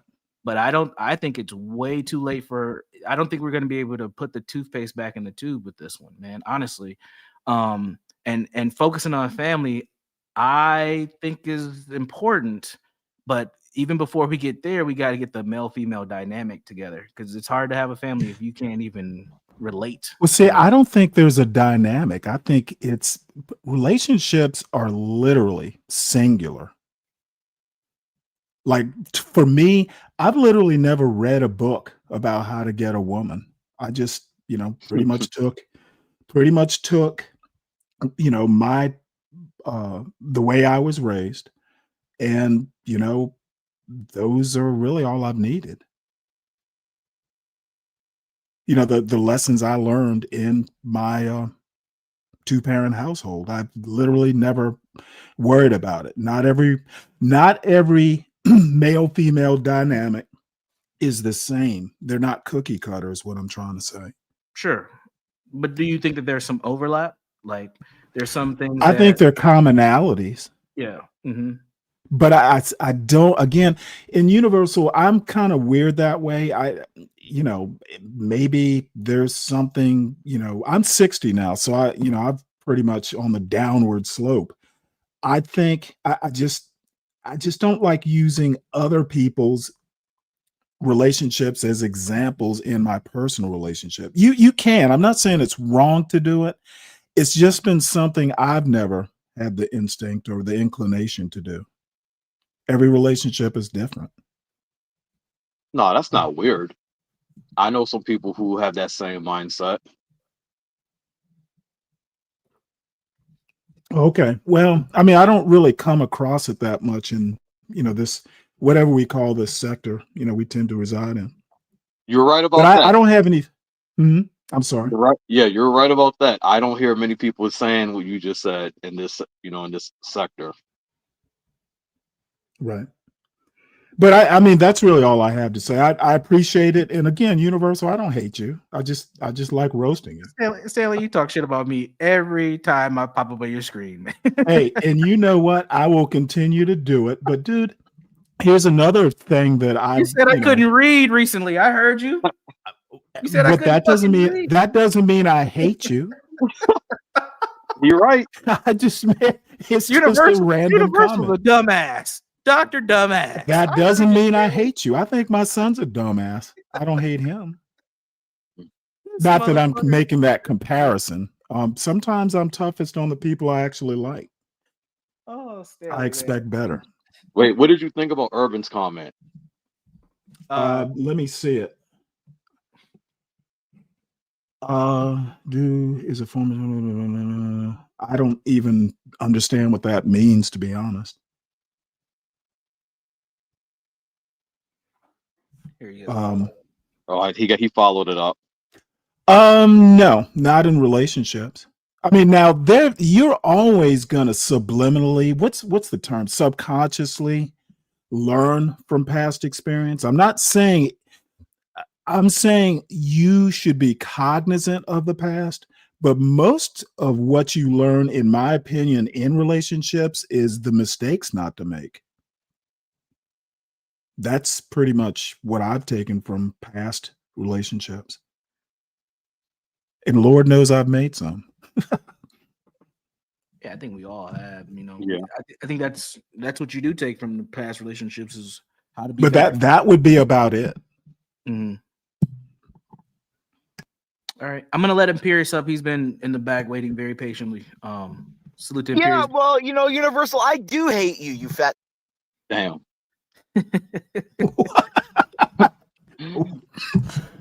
Oh, wow. Yeah. But Universal, I know, Duck, I appreciate it. Lionel, good talking to you. You too, man. Take it easy. Peace out, Staley. Damn it, Imperious. Can we have one fucking day without you being an People asshole? hit the link. No, I am. I was messing around, dude. I was just being facetious. What's up, man? How you doing, gentlemen? First, Mr. Suggs, have you heard of a gentleman named EAE by any chance? Yes, I have. Now, we can get into, he may be the epitome of the reason why Red Pill exists. Oh, I mean, damn. I don't really support Red Pill, but I mean, you've got to counter extreme with extreme. I mean, the man, I mean, he wants to build sex robots of people he's never slept with. This is true. Like he wants to have. Do you remember? Do you remember the movie Judge Dredd with Sylvester Stallone? Remember they had that like whole like chambers where they created all of those like super soldiers. Like Yeah. he wants to create like a super sex bot like lab. So that's all. I just So we got to think of, there are men out there like that. So that's probably a reason why Red Pill developed, because there's these kind of guys like that. But back to the main issue. I mean, I think in general,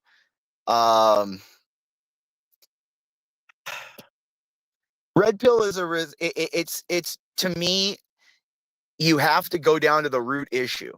You have to be able to be without women and to not want them and to not care or pay attention to get them. Like that, you have a power in a relationship, any relationship, lies in with the one who cares the least about the relationship. If that is always the balance of power in any kind of negotiation, relationship, contractual situation, the power within that dynamic lies with the person that's willing to walk away and not care about the existence of the relationship. So that's what a man has to be. You have to be the one that will constantly walk away or not matter or care. And that's what women are constantly testing men to see if women matter to the man. And if you show that they matter to you, you lose. Universal. Did you see the link that I posted? Because it actually goes with what he's saying. Yeah, you want me to play it? Yeah, because I want you to play this video, but I want you to show the comments after, because that's what's most important. All right, give me a second. Let me pull it up. Yeah, Universal. I mean, oh, and by the way, Universal, you got to tell your chat. Like, did you see me with LG last night, Universal? No, I did not see. I've heard about it, but I didn't see it. Oh, what my the hell God. happened? What did you do, man? I didn't do anything. I mean, apparently Savage was saying the girl was mad at Savage because he was telling her men shouldn't simp for women or pay attention to them or anything. And then she told him, she said in the real like slight kind of, passive aggressive woman way, oh, let's just move on to someone with more intelligence. Ooh. Well, to Savage. And then I started talking to her, and I was just messing around, and then she flips out on me before she leaves. I never insulted her once, and before she leaves, she goes, "Yeah, this idiot over here should, talking about his sex robots when I was joking about her earlier about EAE." Mm. And then I was like, "Fuck you, you dumb cunt," and I just went off on her. You know what I mean? Like, I know, I told her, I'm like, you think I care about some dick gobbler with sleeves?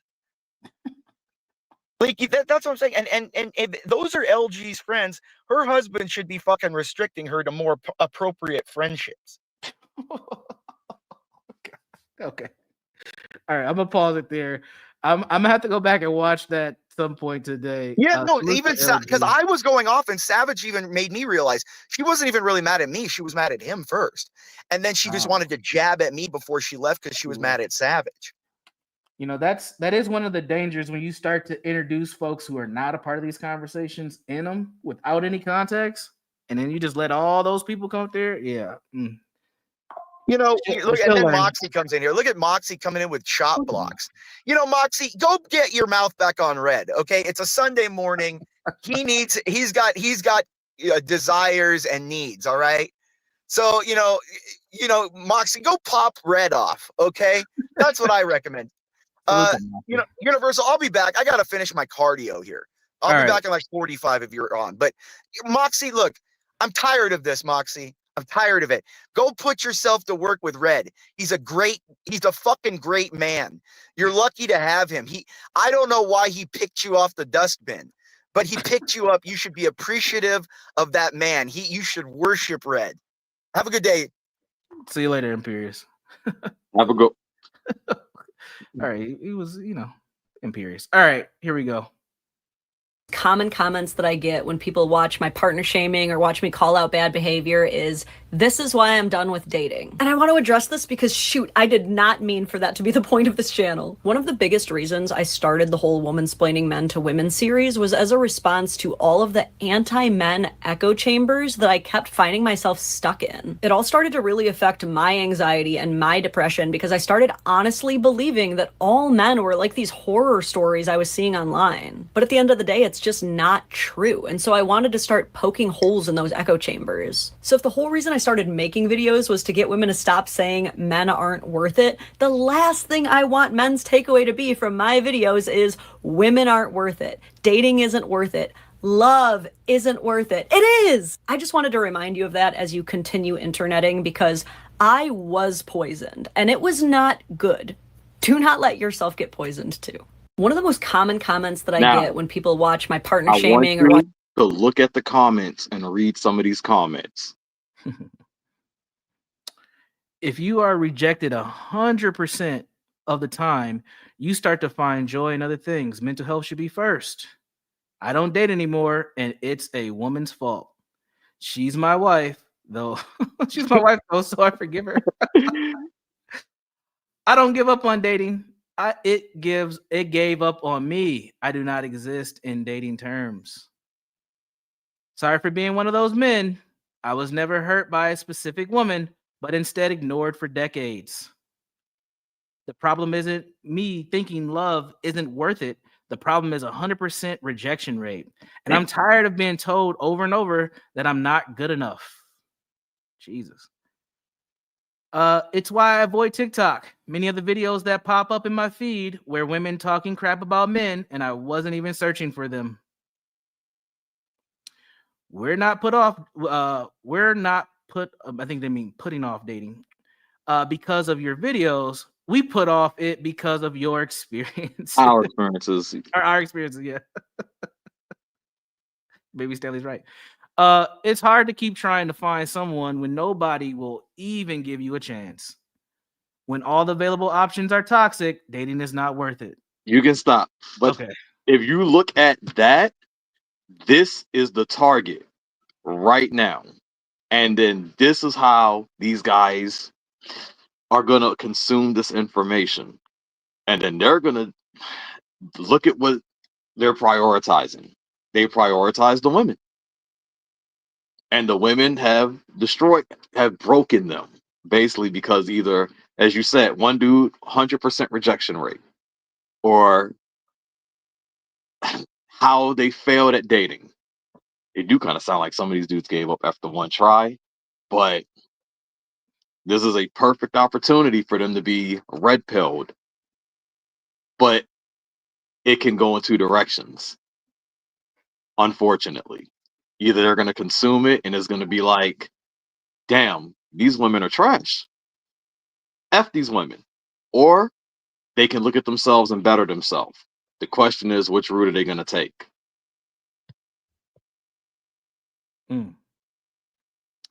Welcome to this panel. Urban, how are you doing, sir? Universal salute. How you doing, man? Lionel, what's up with it, bro? Morning, man. We are here, sir. We are here. Go for it. Oh yeah. So the conversation today is dealing with how the red pill either benefit men or not. My stance on this is that I believe that the red pill help benefit men a lot. But what's interesting is that I find that a lot of people tend to automatically look at the negative part about the red pill instead of looking at the positive for what it's doing, you know. Mm-hmm. So let me do some back and explain this. All right. Go for it. So before the red pill, and also, we could add the manosphere as well too. Before these two entities existed, right?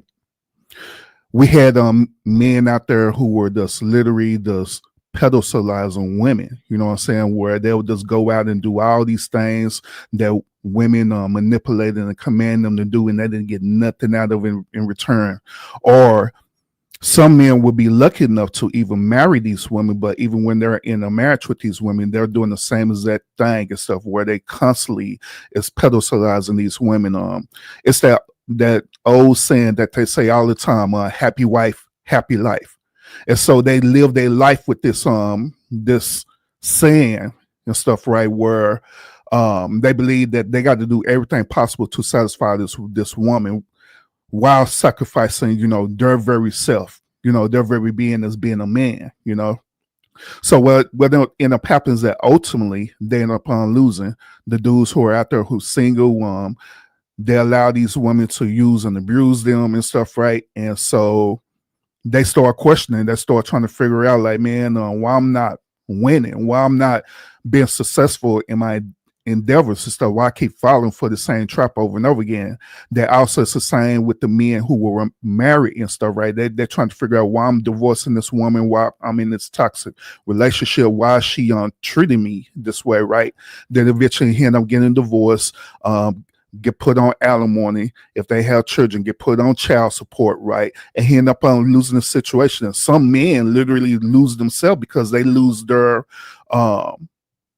they whole way of being, their income and everything, you know what I'm saying? And they lose their identity. So thus, that's the reason why the red pill space and manifest space was created, because of them type of principle, because men got tired of figuring out why they was losing against these type of women.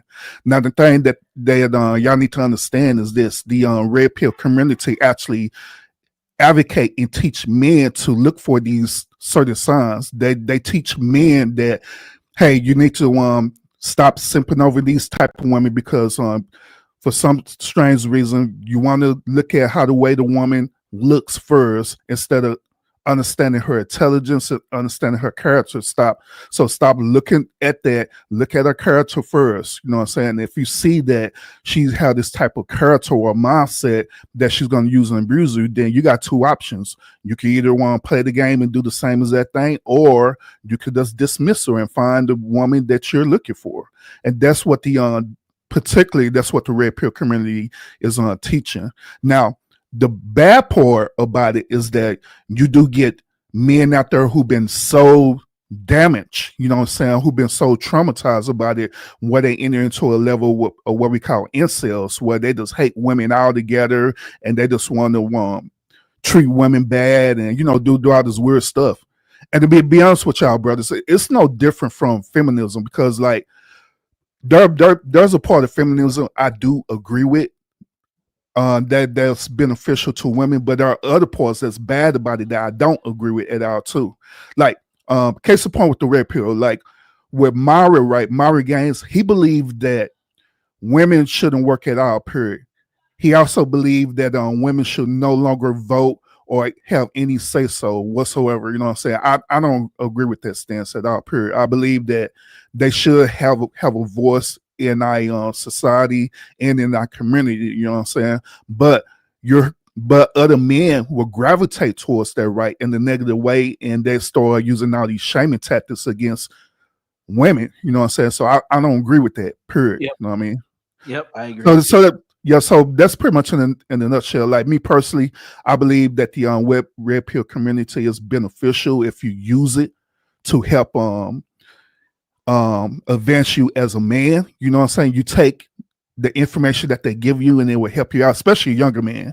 You take the information that they're giving you and it will help you advance as a man, you know what I'm saying? But don't just focus on your trauma. Don't just focus on the negative part about it and be settled into that. Absolutely. Welcome to the stage, Napstar. What are your thoughts? Has the red pill helped or hurt men? Can you hear me?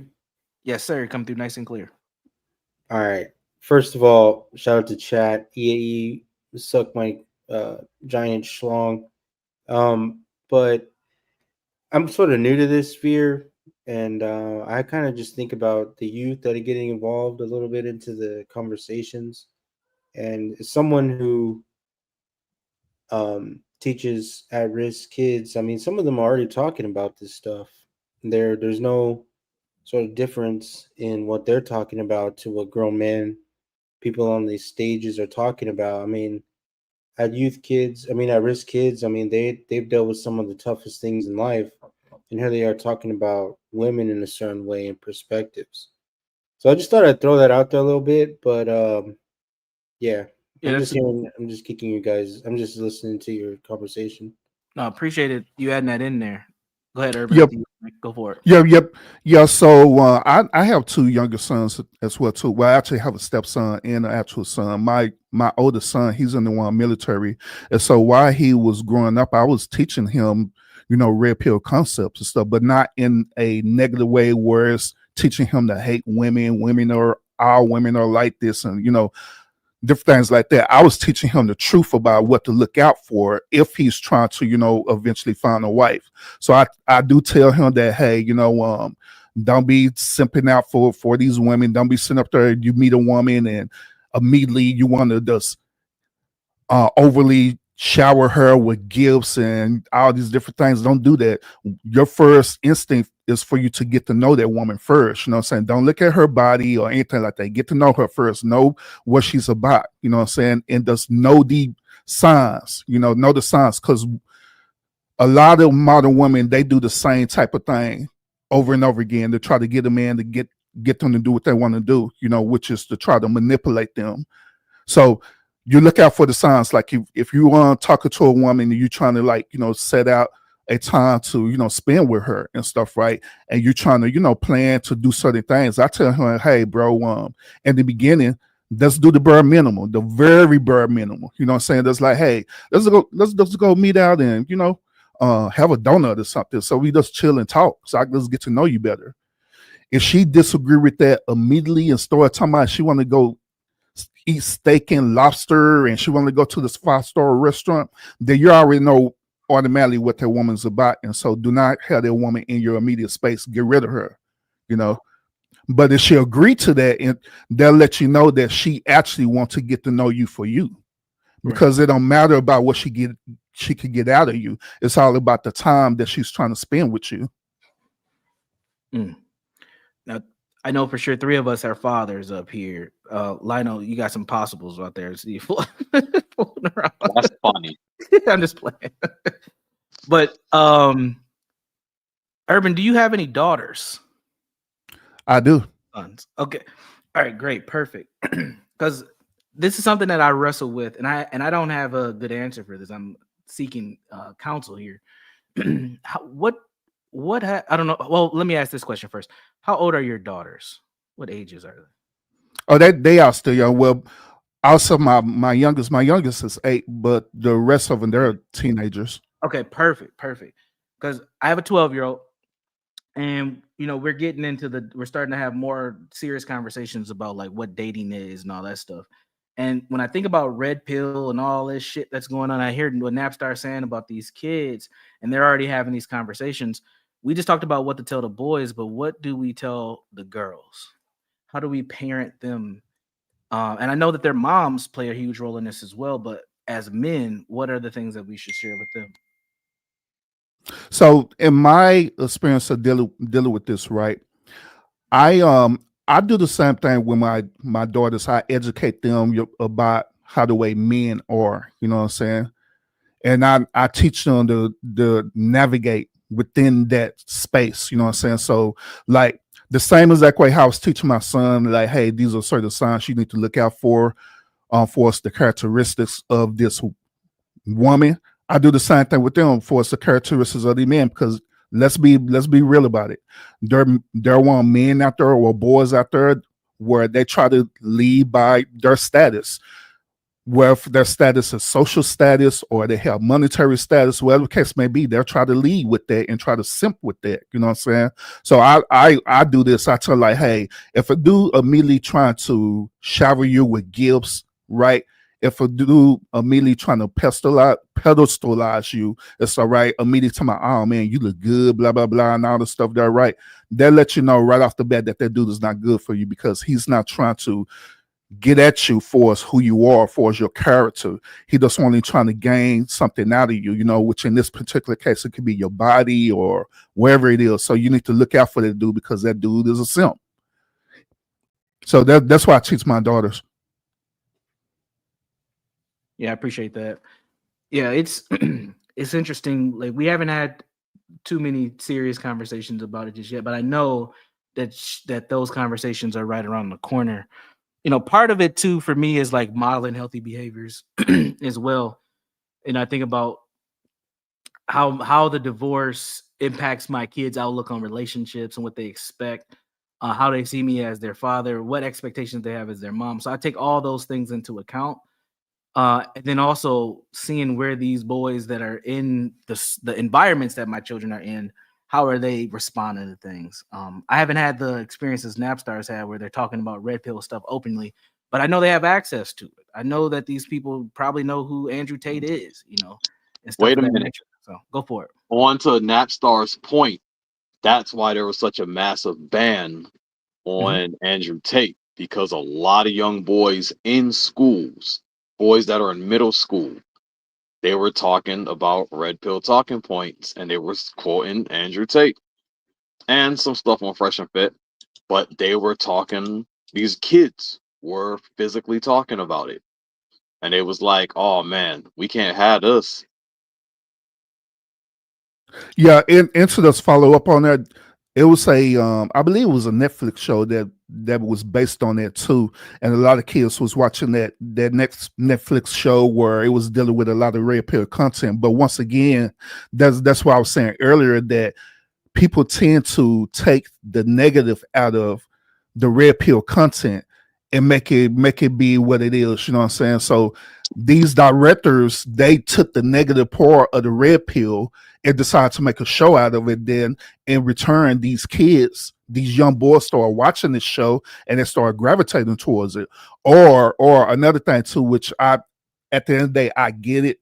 It's entertainment on YouTube. You're trying to get subscribers and stuff, but another part is where they use red pill as entertainment.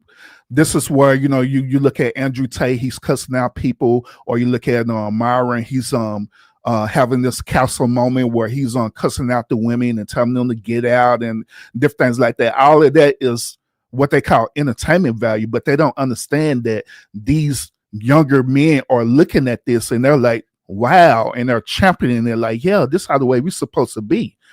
But that's teaching negative stuff about the red pill content. You know what I mean? Like I said, there are things that I agree with and I understand where they coming from with it, but the other stuff that they do, I don't agree with it at all. It can be very, very damaging, especially to the younger men.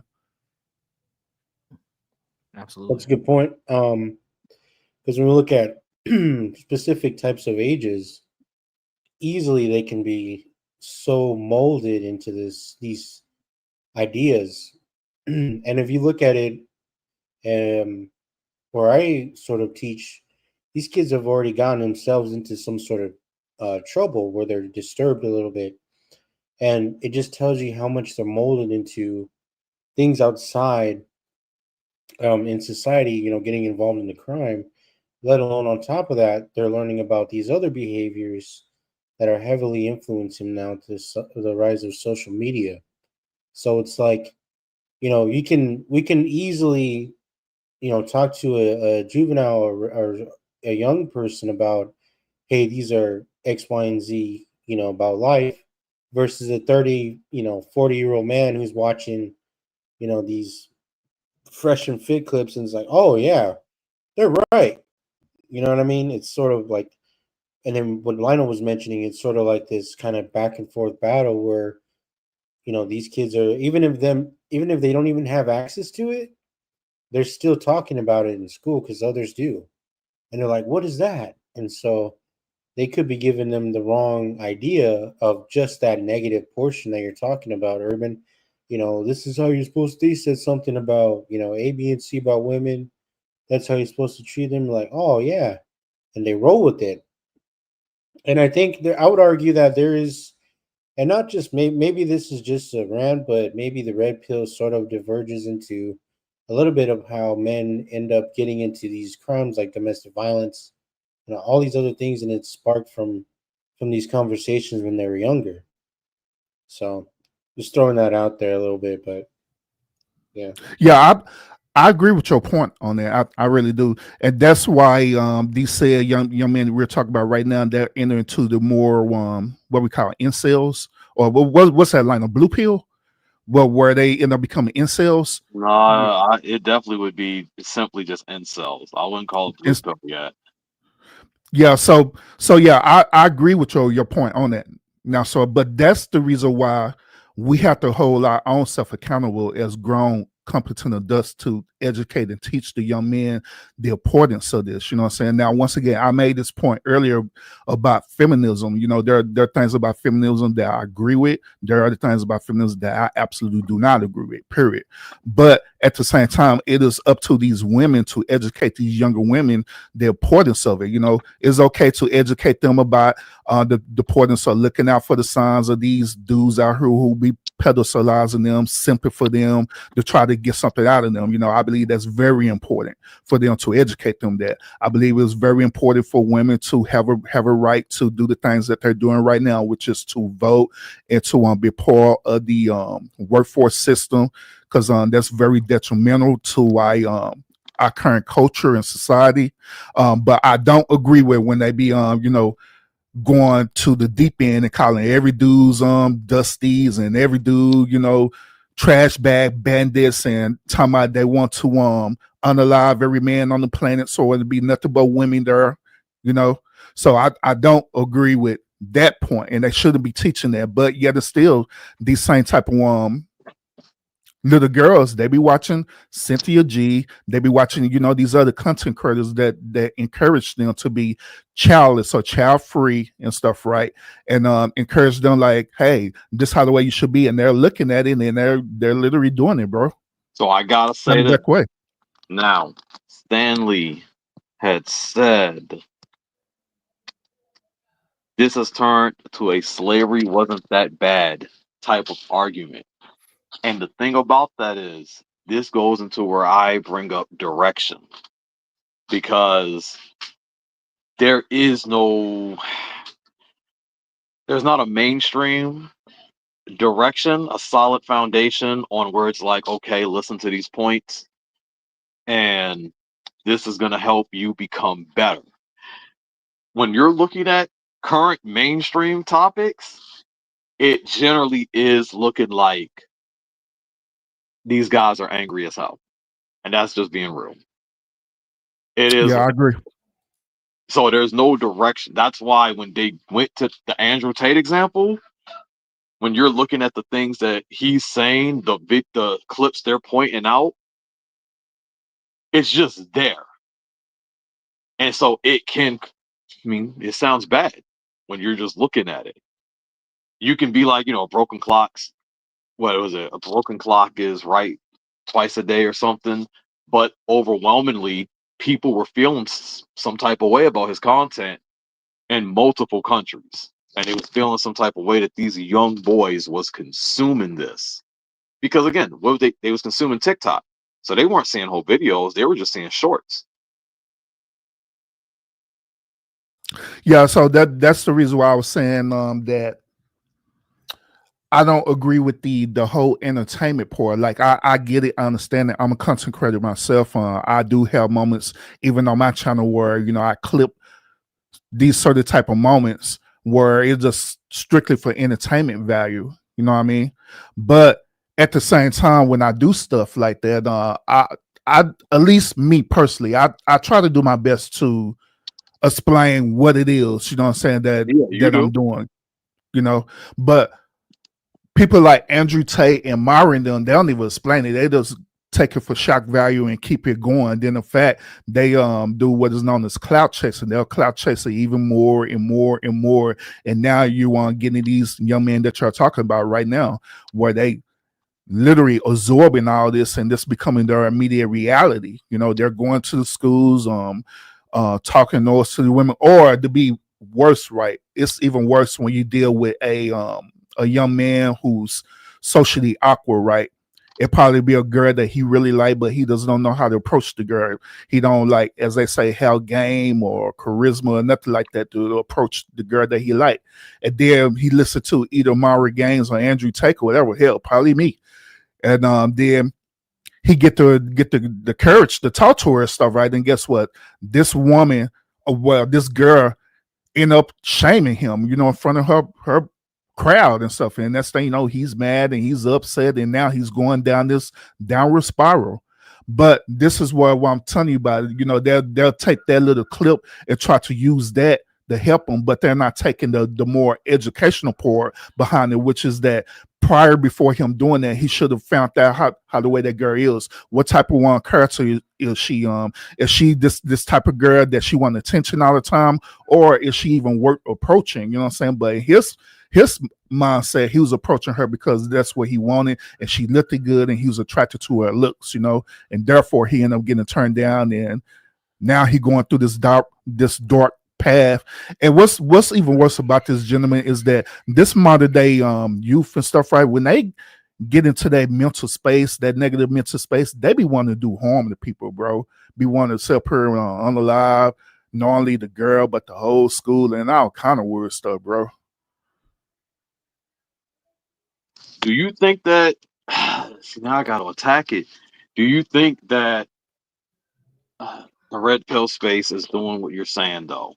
Like, do you see that they're explaining, like giving a foundational ground and explaining that you have to get to know these people in order to come at them? Do you think that they're doing what you're doing with your kids? To be honest with you, if we're looking at it from a social media perspective, I'm gonna say that 50% they are doing it, but I say less of that. I say 40% they are doing it, and the rest of the percentage they're not doing it. It's more for entertainment value at this point. Damn. And so to be honest with you, they do have like certain like episodes where they'll literally explain it and break it down, like how I'm explaining it, to the best of my ability. And that's it. They'll have maybe 1 or 2 episodes that whole entire month. Then the remainder of the month, yeah, it's just straight clout chasing. You know what I'm saying? They clip in the negative stuff. They clip in, them cussing out women, doing all this weird stuff, So Universal asked a question. arguing, debating. He asked a question earlier about what are some things that needs to change about the community, about the space. Yeah, that's absolutely one of. I believe that the entertainment value should be 20%, and the remainder of the percentage should be educational, where you literally just take a time out and educating men about what to look for in these certain type of women. I would agree with that point. I think dunking on women has become a thing, and it's stupid. And or lining up a bunch of chicks who barely have life experience, and then pulling some person who talks about this red pill stuff for their livelihood together to have a conversation. It's like they're not even on equal playing fields as far as having these conversations, and then they just let these guys and sometimes women pretty much do an onslaught on these girls who are like OnlyFans chicks and Instagram models and shit. It's like, this is stupid. It's just dumb stuff. I don't know why. I don't know why people find that entertaining. Yeah, the Yeah. same with Stanley's point is like, in my opinion, the biggest problem is most real pill men are illiterate, but also can't really put together 2 and 2 together in some of their theories. I find myself asking, like, so what? They do this, they do that. These are what their professions are, or whatever. Decide to get through their life. I mean, you don't see a fat guy or anybody else up there and asking, like, well, why do you eat all the time? Or, you know what I mean? It's just kind of like, so what? So even the entertainment portion gets kind of boring.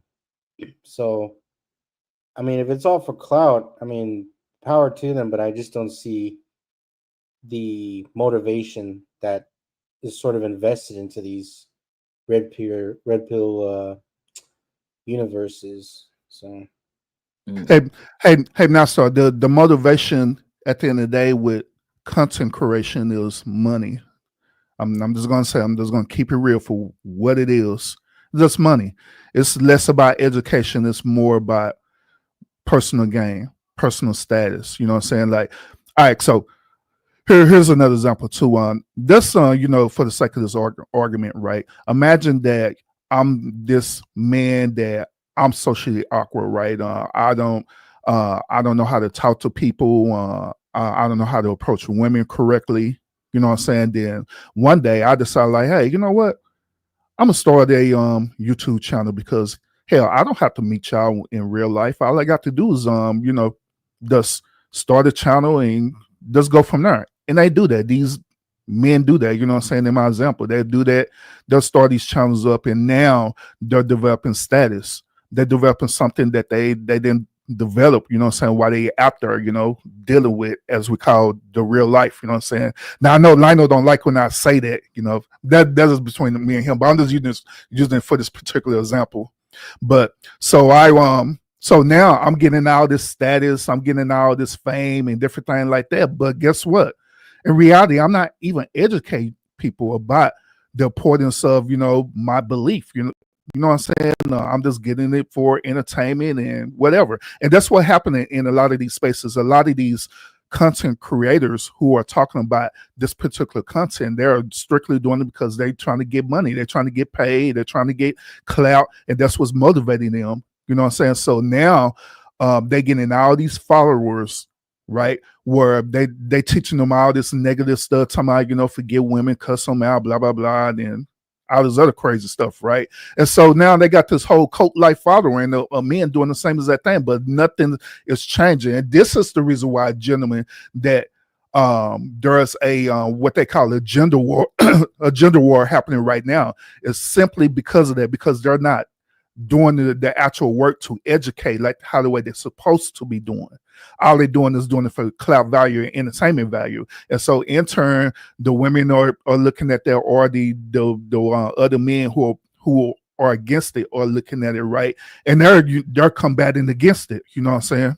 And so it is creating this whole unnecessary gender war.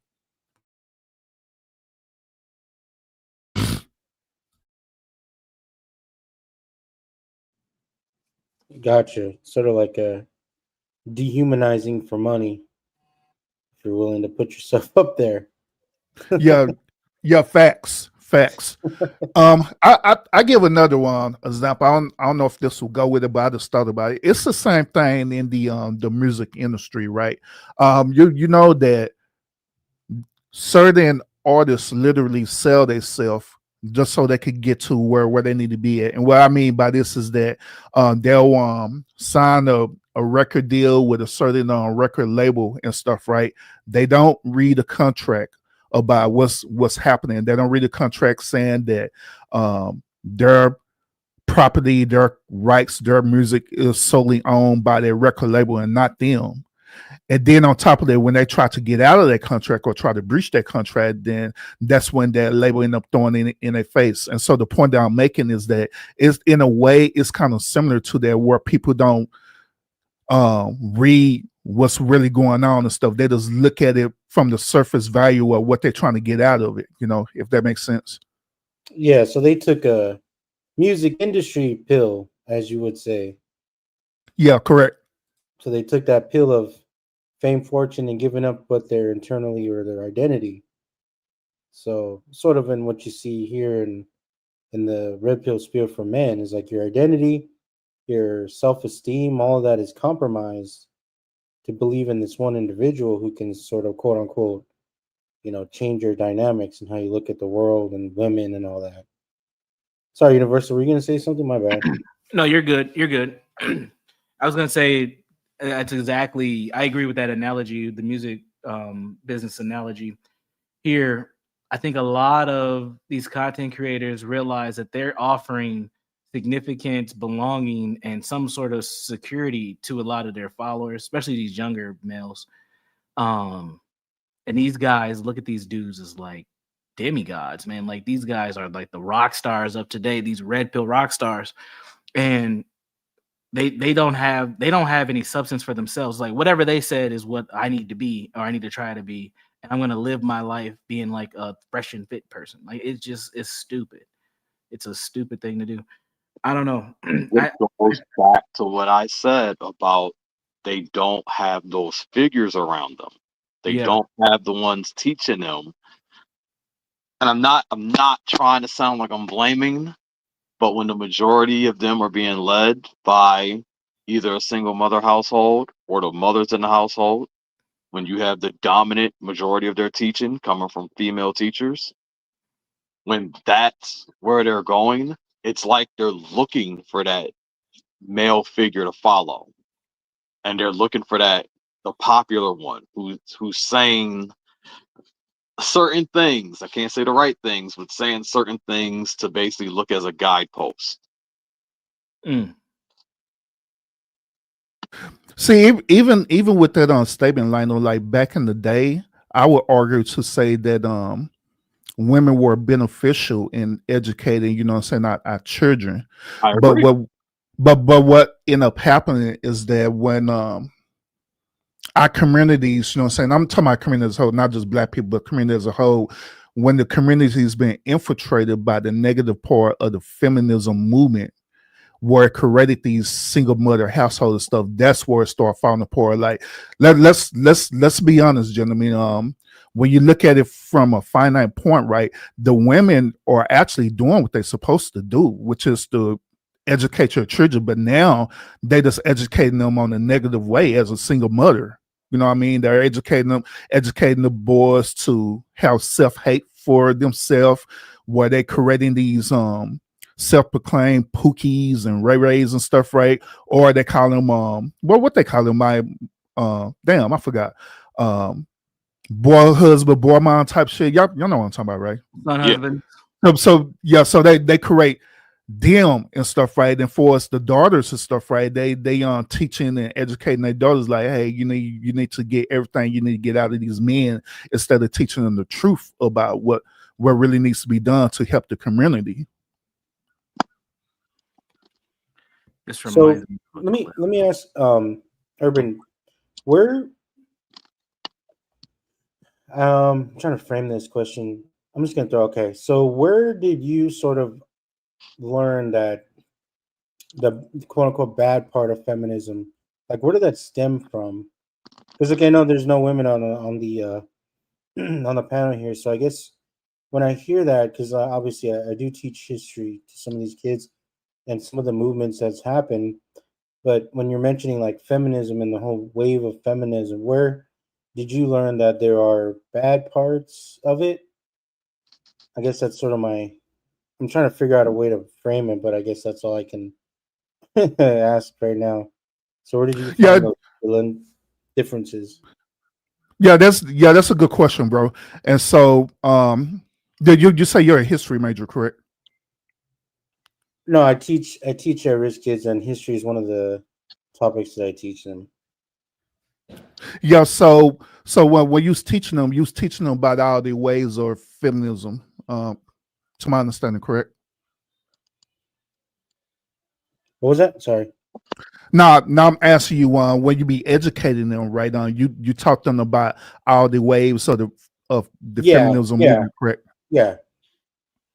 So even in the books that you're educating them, right, they don't necessarily focus on the negative part of feminism. So to answer your question, how the way I found out about this is basically, looking at people anecdotal experience, well, preferably women anecdotal experiences. And so back what I was saying earlier about, when I was using the analogy of me becoming a red pillar and stuff because of these experiences that I was having, right? That's what the women are doing too, where they had negative experiences and they're sharing these type of experiences with other women. And so what I tend to do is that I always look at both parts of the argument. You know what I'm saying? I look at the positive and the negative, you know what I'm saying, so I can understand both.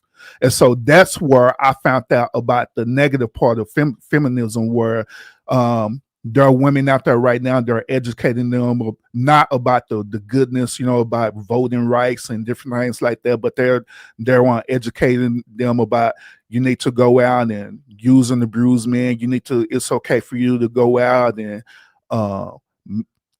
manipulate a man to take you out on an expensive date. It's okay for you to use your body as, sex workers to get what you need to get out of life, different things like that. That's not beneficial at all. So that, to answer your question, that's where I learned it from, that's from them spaces, literally going into them spaces and listening to their argument about it,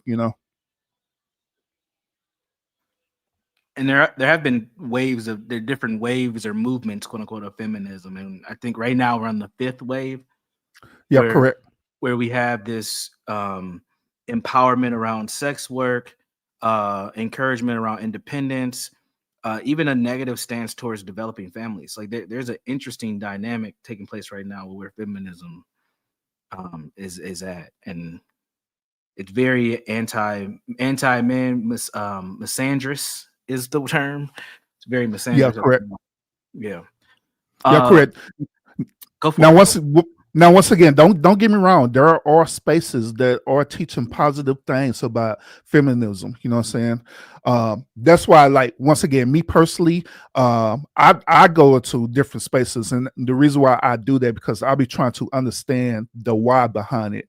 So by me understanding the why, then in turn, I can want to go back and use it on my personal channel, my personal space, and be able to educate people by, this is the argument, this is what they're talking about, this is what they're saying, this is the reason why they believe in what they believe in, and challenge people like, hey, do you agree with it? Do you not agree with it? You know what I'm saying? What solutions do you have for it?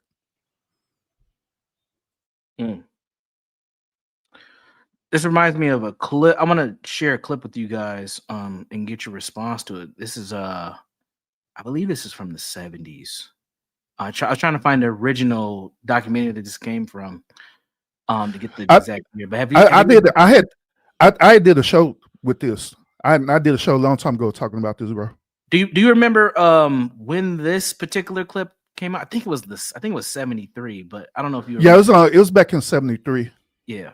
All right. I'm gonna play this. It's short, it's 3 minutes. And feel free to say stop if you want to make a comment. Did you watch this whole documentary, by the way, before you start? It's been a while, but yeah, I did. Did you have a question about it, or you just? Oh no, I was just asking. Yeah, I saw it was pretty depressing, honestly. All right, here we go. Raise your hand if you're married. None of you are married. Raise your hand if you would like to be married to your baby's father. 1. The rest of you who don't plan to get married, why don't you plan to get married? I'd like to know that. You already have your child to think about, and then a whole family to care for. It's a lot of responsibility, and then you don't want the commitments. I wouldn't want no man holding me down because I think I can make it as a single parent. But don't you think you might need help in raising that baby from a man? Not really. I didn't have a father. My father wasn't in the home, so it really, male figures are not substantially important in the family.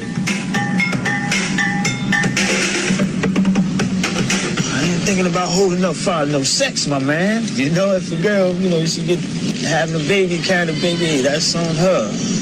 I'm not gonna stop my pleasures because of another woman. What about birth control? What about condom? Girls don't like them things. They don't like them things. You gotta tell you to take them things off. They figure that you saying that they filthy or they dirty or something. It's been a startling change in values. 25 years ago, you would not have heard such things said so freely because they were not embraced so widely. The strong family was still the backbone of Black America, and 3 out of 4 children had both parents at home. That is true no longer. Most Black children are now growing up without their fathers. The result is a world turned upside down as children copy what they see and repeat what they learn. LaDawn said she didn't have a father in her home and doesn't think her children need one. She's not unusual. Half the black families today are headed only by a woman. Clorinda said she could make it on her own as a single parent. She has never been married and is raising her daughter without a man's help. She's not unusual. Today, nearly 60% of all black children are born out of wedlock. Timothy said his children are not his responsibility. He has left them to be supported by their mothers and welfare. He's not unusual either. For LaDon and Clorinda and Timothy, and many more like them in cities all over America, the traditional family no longer exists. It has vanished, and something new is taking its place. Single women and the children they're rearing alone are the fastest growing part of the black population. What becomes of the black family in a... Hey, Universal, my only argument about the disappearing of the black family, this documentary, is that I didn't agree with them targeting the black community on this documentary, because this is it's more of a universal thing. It's not just the black community that was dealing with that back in the day, but it was every community as a whole dealing with the same issue, bro. And I didn't like that at all, bro. Yeah, and I agree. And my point in playing this clip is to say that we've been headed in this direction for a long time. This clip is over 40 years old, or this documentary is over 40 years old. And it does affect every community. Me and Lionel started by saying that earlier. And to say that one of the solutions to better parenting or to rebuild families, what I'm saying is, I don't know how we're going to do that if we have this level of dysfunction times 10 now. I mean, it's even more significant now in our relationships, man. And we have feminism had the impact that it did at that time, because there's and Urban, you probably know from the clip, some of that focus group that they had, some of the comments those young women were making, you can already see that it was that they were imprinted as, we don't need any type of man. They weren't thinking about family. They were thinking about being individuals. And if the baby came, it came, and they didn't care. And I think that just shows how powerful the feminism, the philosophy was at that time. Now imagine where it is today. That was like, I think, third wave feminism at that point. Yep, you're correct. Yeah. And so now it have evolved to, I believe they call this pink pill now. And so it's it yeah, everything got a pill, bro. So yeah, it evolved to this where this is where I was telling y'all gentlemen earlier about this, where these are type of women that you got to look out for, that they've been so indoctrinated into this. You know what I mean? If you don't look out for the behavior traits of these women, then you're going to fall for it every single time. Because what men tend to do, they always look at the woman beauty first, then character. But what they should be doing is trying to examine her character first, then let the beauty be the second part of it, you know. But it's kind of hard doing that if you've been programmed to be that way. Correct. What do you have to say, Stanley? Welcome back. No, I was the solution is to stop worrying about feminism and all these other external influences. You know, maybe it's the Catholic in me. The solution starts with you. Okay, stop worrying about the community. It will rebuild itself if it's going to rebuild itself. Start within your four walls, create the culture from within your four walls, and then who knows, in 50 years, maybe the problem will be reversed, or maybe it won't, but at least your kids will be okay. Okay, I am not one of these people like a John Galt who thinks there is a community solution to this, because there is no one black community. And moving back to the hood is the worst thing you could do until it gets fixed. What do you all think about that? Who is John Galt? Well, isn't that, yeah, that's what Ayn Rand says. Lord. So I do have a response to this. So well, when I heard the response, it reminds me of people who have a I call it a bubble mentality, meaning that they're only concerned Absolutely about their right.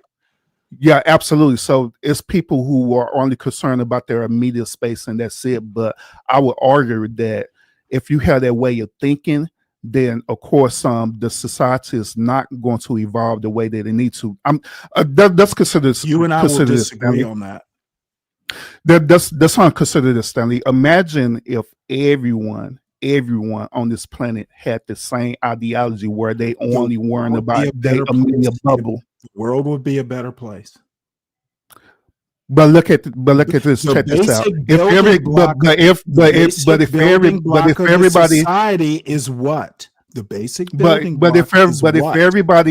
if Okay, everybody I'm have literally this saying the world would be a better place. I'm answering your question. okay, all right, let me respond, sir. All right, so if everybody had this same type of social bubble, right? Everyone. Do you understand that there will be no Okay. type of laws that be No, created we within disagree our on the culture? outcome. We disagree on the outcome. I think there would be more laws in a better society. We Uh, fundamentally disagree on this. Stop asking me the same question because you're going to get the same answer. Okay. So, well, once again, let me ask you this question: Dude, I'm not going to change my if we mind on were, this. then what's the point of having a conversation if you're not going to be open We're to not having a having a discussion? conversation. I answered your question. Move on. Okay. Well, in that case, you don't need to be on the panel if you want to No, have a no, no. You discussion. don't If get you're going to. to be that You don't get to close-minded, do that. You asked me a question. I answered. sir, We disagree sir, on the sir, bubble. The ocean sir, is made sir. up of bubbles. Sir. In all fairness, you still have to allow a person to respond to whatever it is No, they I disagree actually with. don't have Correct? to. That's a part. That's a part of I decorum. Correct? answered your question, did I not? And you No, proceeded to ask me the no, question bro. You again. cut me off, bro. You Yeah. had cut me off in my You statement, don't need to respectfully. repeat the question. I answered it. Yes, in this situation, yes, I do, so you can understand where I'm coming from. Just I like I'm don't trying care to where understand you're where you're coming coming from. from. I answered the Did question. By then if you it asking did me the hey question, I know where you're coming from.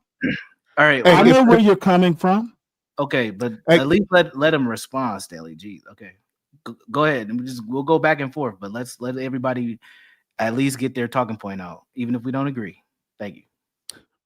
yeah, but at this point now, I'm not going to engage him because I already know that he's closed minded. Wise So decision. I don't agree with you. it's fine. I understand that. That's cool. But we can move on. Lionel or Napstar, did you all have a response? Any thoughts? Give me a minute. I'll be right back. Sounds good. Well, I guess between the four walls that I'm in as of right now, I think it's really about building these kids' sense of identity and where they belong in the world. You know, a lot of them are young men, from ages 9 to 17. So, I mean, the best that I could do, teach them, the history where it's come from, but then for them to allow themselves to build their own perspective. I mean, yeah, whether or not we believe that that's a blue pill, red pill, it's really based on their own thoughts and ideas and how they walk around in the world after they leave these facilities. And so, the only thing that I can do is just try to be some sort of influence not only as a teacher, but also as a male figure in their lives, because a lot of them, like it is mentioned in that documentary, is that, and I do agree that this is a very, very community based thing. It's not all about one particular race. It's a community thing. Um, all populations deal with it. I mean, we have our own ways of dealing with it. So, and my ways of dealing with it is being where I'm at as sort of like this guiding tool for them. And I always tell them, like, whether it is you take my advice or my experiences, that's on you, right? Because I'm only in your life for a small amount of time, and then you get released, right? And whether you decide to be a human being that is going to help others, or you're going to be part of the problem, and I'll see you back here. So I think that's my only thing, that when it comes to red pill and all these other different theories that come to how to be a um, I don't know, some sort of like Ultraman in society. I guess the only thing I can do is sort of be like a sticking to my roots as a teacher. Yeah, so I agree that it does start in the home. That's where it needs to start at. But I also argue that community is also very important too. So that's why I was speaking the Yeah, for sure, concept about for sure. the bubble. You know what I'm saying? That if you stay in that social bubble, that nothing is going to benefit from it at all. Period. And here's another thing too that I want y'all to consider.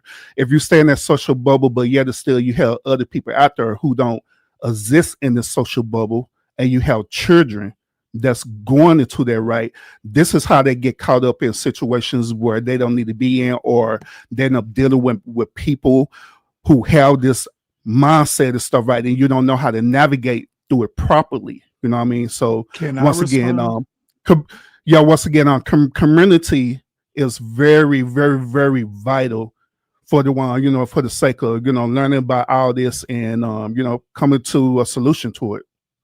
May I respond? Yep, go for it, Stanley. Then we'll get Imperious. Okay, I've got a son in elite college. He's doing just fine. And I taught him that, dude, you are yourself. You don't have to listen to Andrew Tate or anybody else to formulate your ideas. And the best place to go might be a book, not YouTube. Parenting is key. And I don't think I told you my theory about the Black community. So you and I will just have to disagree on that. I think kids will turn out perfectly fine if they have good parents. That if you want to call my four walls what I can control a social bubble, well, the ocean is full of bubbles, and it's an ocean.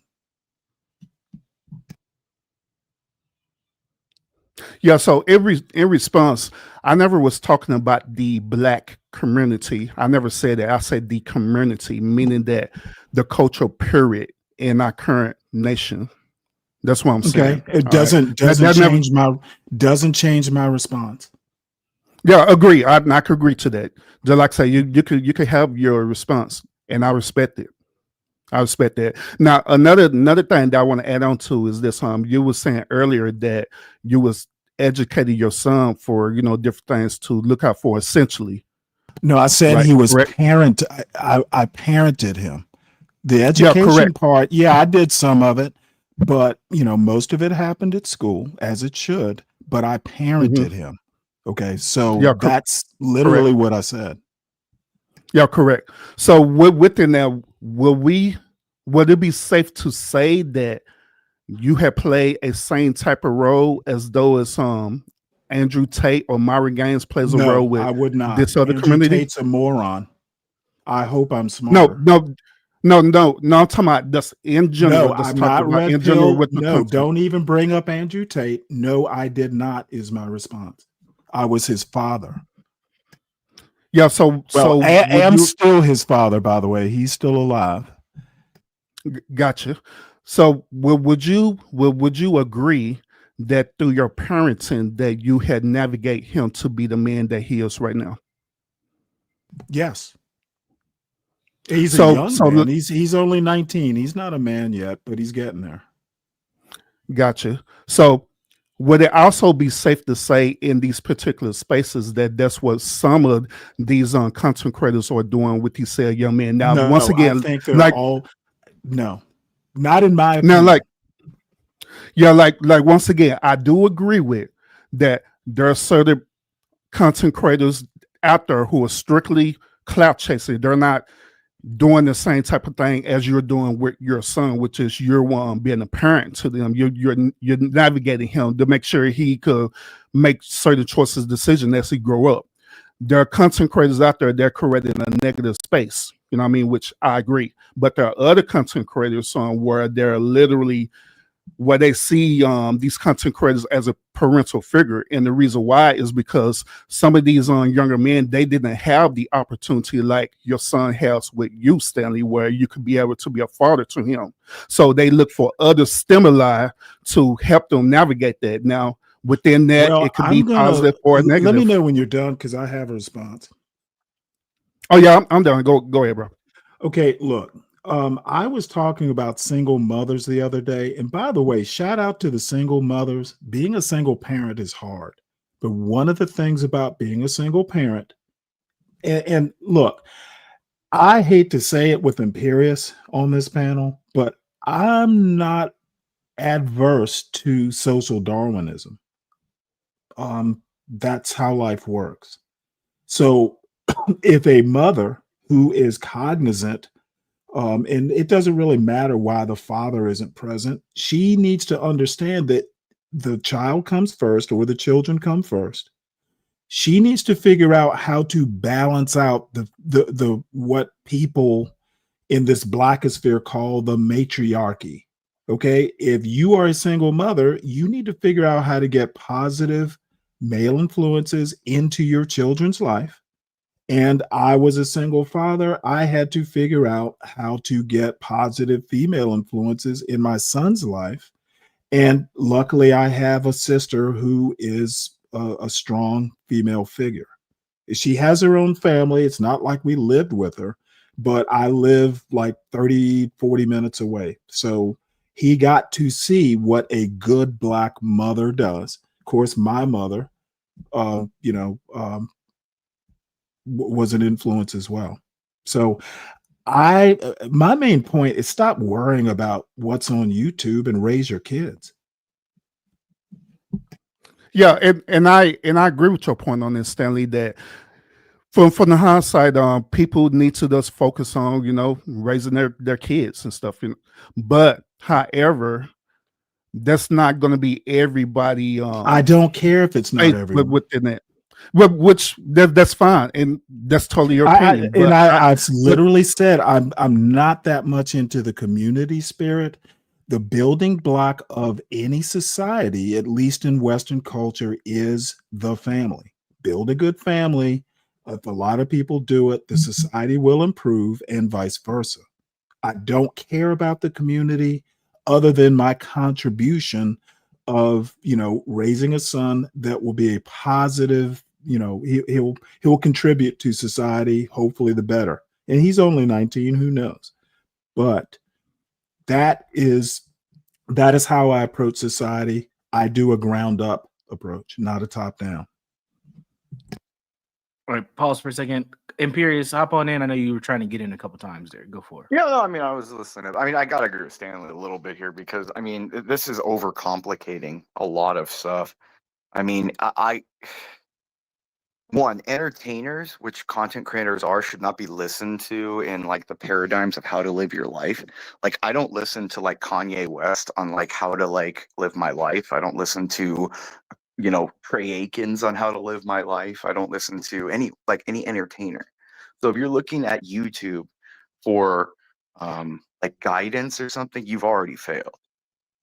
Okay, like there. I mean, there are like you can read Nietzsche. You can read. I mean, you can read all kinds of books that have guided people throughout history. I mean, you can just read your Bible. It kind of tells you what man's purpose is. It's number one, to serve God, and number two, if you can't control your physical desires, then you must get married because sex is only allowed within the confines of marriage.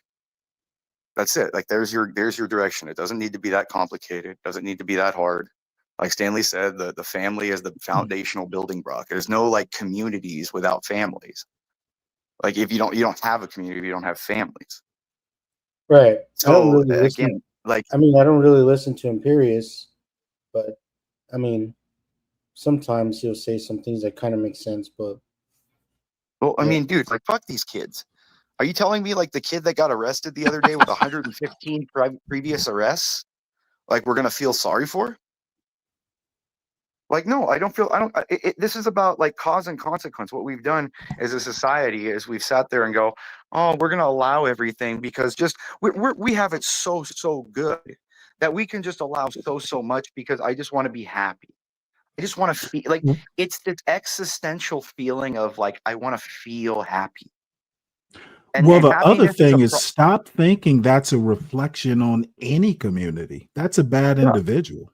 yeah, yeah, exactly. Like, look, people don't like, this is the thing. Yeah, we can have collective like traits and there are paradigms and correlatories, but like on a lot of individual scales, especially when it comes to mating and children and raising and family, like people don't act as they supposed to. Like, I'm sorry, but don't you guys realize that when you became adults, that you realized your parents were hypocrites for what they taught you? They didn't follow what they taught you.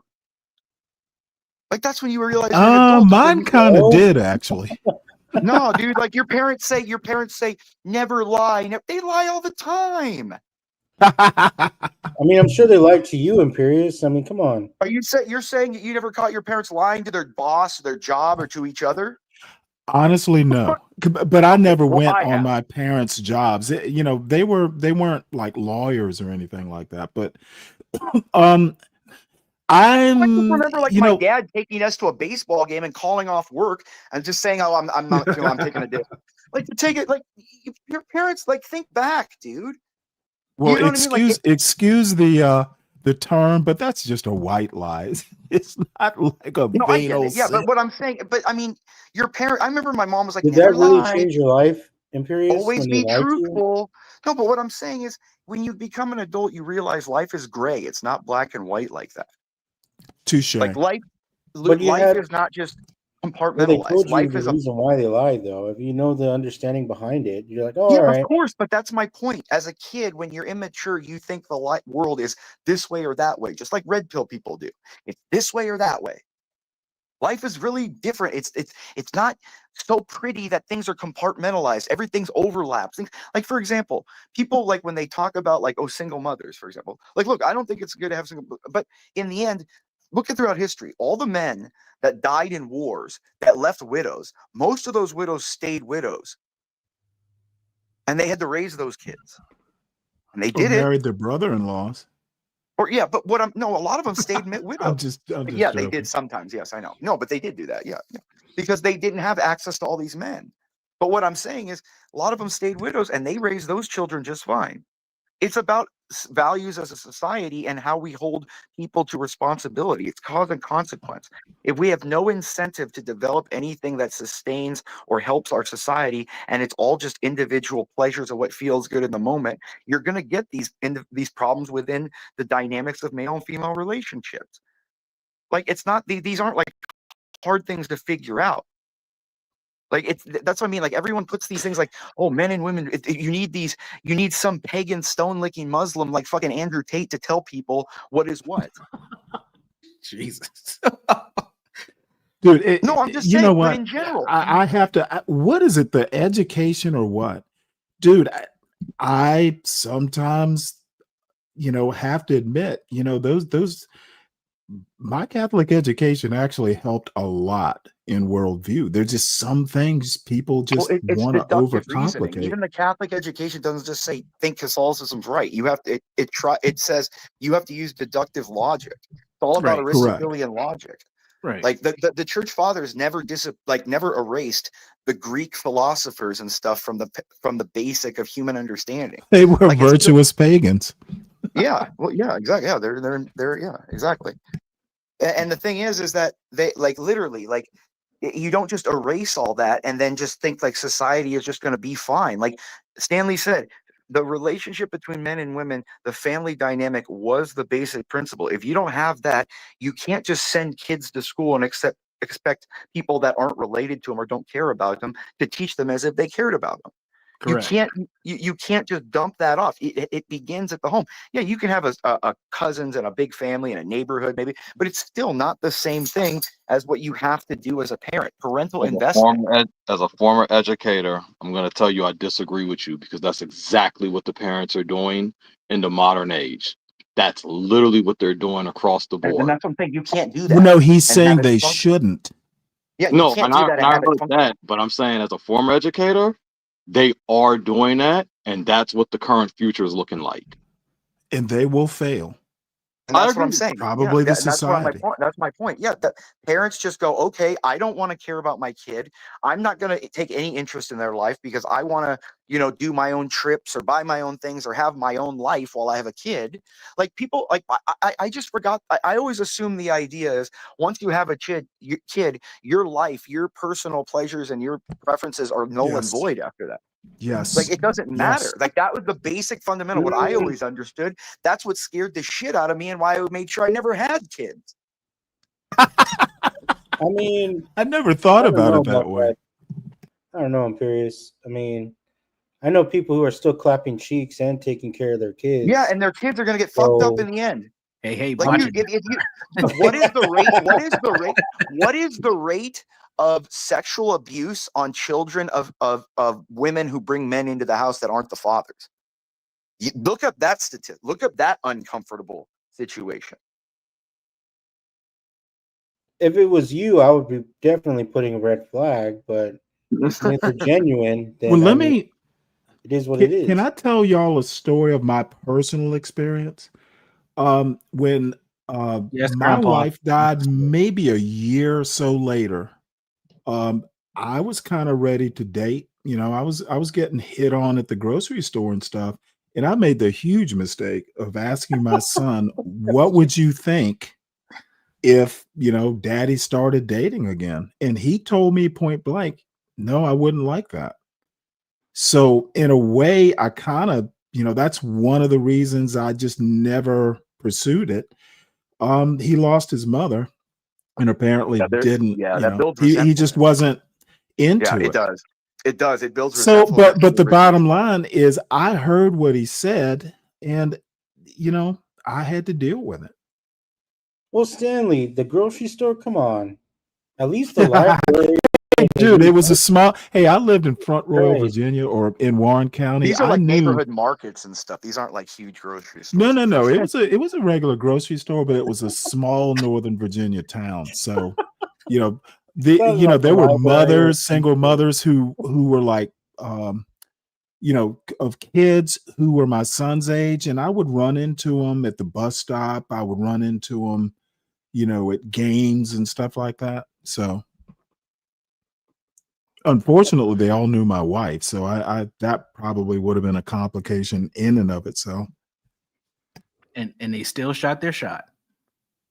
Hey, you know Anyways, what? Universal, I And gotta hop on. I had to.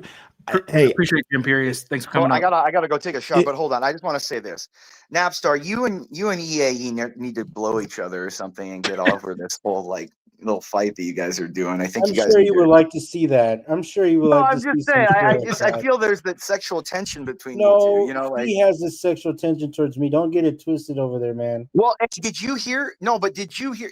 Universal. That's four. Okay, did you hear 777 though? That's 4 people on the internet that have stated out loud that they want to fuck me, and they're men. Oh no, did oh he my really? lord! Universal said he wants Oh to my. fuck me. No, Just I like didn't say that. No, it's 777. no, not said you. that. 777. Sorry. Yeah. Yeah, 777 said he wants to fuck me. He's like, I want to. When fuck did you. you and 777 talk? I missed that one. No, I was going back and forth with him on CTs on Friday. Was it but, recent? Yeah, it was Friday. It was on Friday on CTs. Oh wow! But he was saying he wanted to, just like Paro, just like who was that other black dude that was on CT show that said he wanted to fuck me too? Like I'm getting scared, Universal. Yeah, it's like getting I'm a little getting a wild, little man. scared here on these streets, Yeah, dude. your Universal. ass has a target on it. Unfortunately, Well, like Paro said, if he sees me, my cheeks are gonna get clapped on sight. Yeah, I was there for that. That's scary, dude. Like I understand how women feel now when they leave the house, dude. I have a new appreciation of what they have to go through. So, give women a little bit of leeway here, chat. When they got to deal with that every day. Man. All right, I'll try to be up later, Universal. Have a good one. All right, peace out, man. Keep your head on the swivel. I just want to re-emphasize the way I raised my son. It was all about the kids. When my wife was around, it was all about the family. I don't care what other people think. Maybe it was just how I was raised. There has to be a little bit of sacrifice for your kids, or don't have them.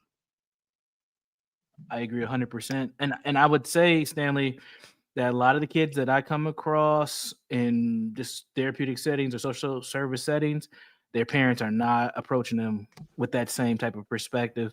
That's And then that's what I Lionel was probably coming has to a say. similar, yeah. Yeah, go ahead, Lionel. That's what I And was we're trying to gonna say. fail if we keep doing it. And I know I'm gonna sound like, I don't know. You can't help people who don't want to be helped.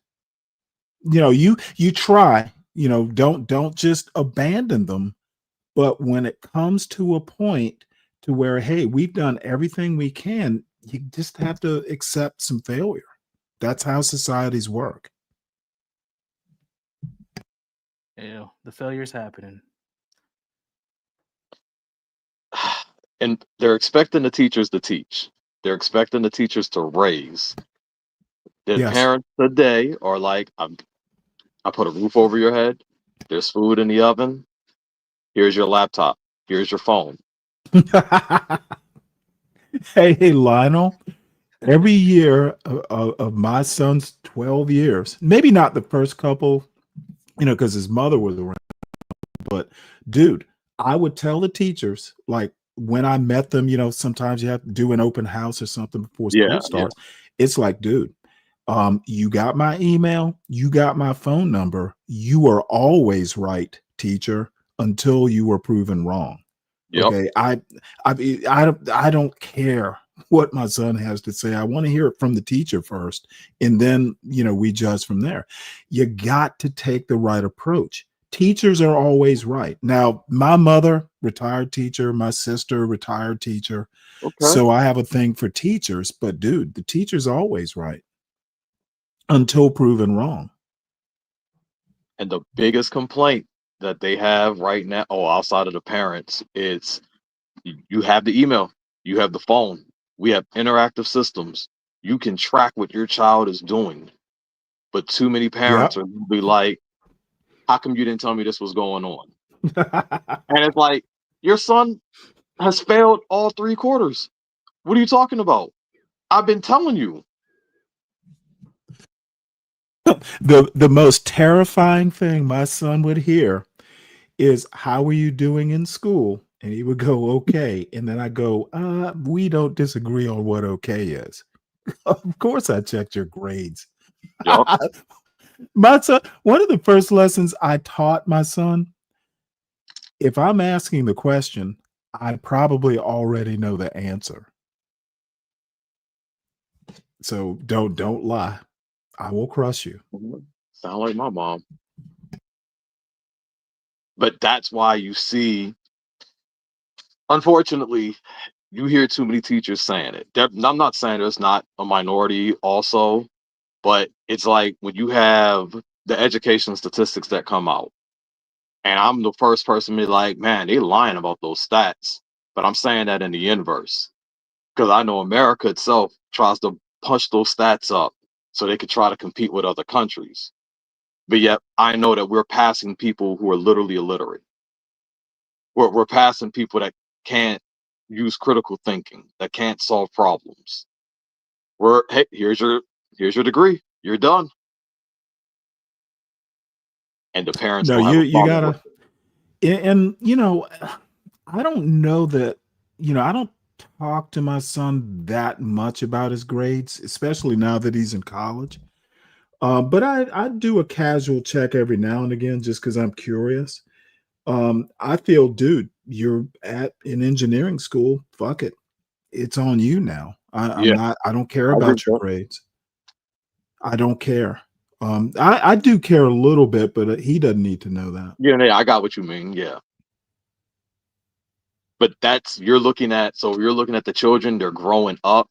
So that's why when you brought up, you're raising your child and how you was talking about it. When I'm Right. looking at Generation Z, Generation Alpha, how they're looking at it in the modern era right now also, there is a good amount of parents who aren't taking your route. They're literally letting the phone raise their child. And that is going to be a problem, but I don't think you can fix it. You That, just, it's almost like like if you This is a horrible analogy, but sometimes you have to take the bandage off and let the wound air, and it goes where it goes. You just pray it doesn't get infected. What can you do? The problem is already here, and Yeah. I'm not sure there's a solution. And I don't think complaining about it, dude, put your head down. Don't let, because my son, he's 19. I think he's Generation Alpha. I don't even keep up with that stuff. I just know, I just know that he won't be like that, and that's the Yeah, best I I can got you. do. Universal was saying what you were saying earlier. That's why his wording, we're cooked. I'm not that negative. Well, it's I'm black pill. Not all of us are cooked.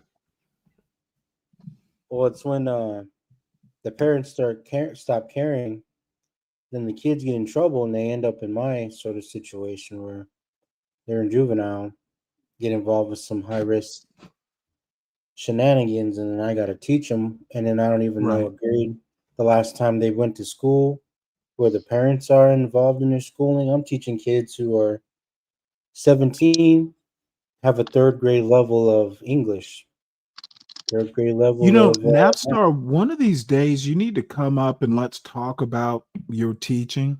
Because I have questions and I don't, I want to stay within Universal's parameters, but I have a bunch of questions about your teaching. Yeah, for sure. I teach at a correctional facility out here. Mhm. Um, Juvenile side mostly, but also on the adult side too. Right. Sometimes the Or adults. maybe Universal will want to do a show about it. Yeah, yeah, we can. I'm all down for that. I'm open either way. If you have a question now, you can ask now. It's fine. No, no, no, no. I was saying, hey, Napstar, come on my show, talk about, your teaching career, how that works. But I figured maybe it might be more within your purview because you kind of do, similar work, right? You know, it's interesting. Yeah. Natstar said what he said because this goes back to one of the earlier disagreements that was going on. And this is all about whether y'all gonna believe it or not. But when they talk about the black community or blacks in America, and they talk about where they fall in terms of high school grades, illiteracy Mhm. rates, reading levels, they'll, Mhm. how they're telling you that by the time you're in high school, a lot of black people across the board are still reading at a fourth grade reading level. Well, Fourth and fifth let grade. me kind of respond to that. Go White for it. people are just as bad at reading. Hell Not, yeah.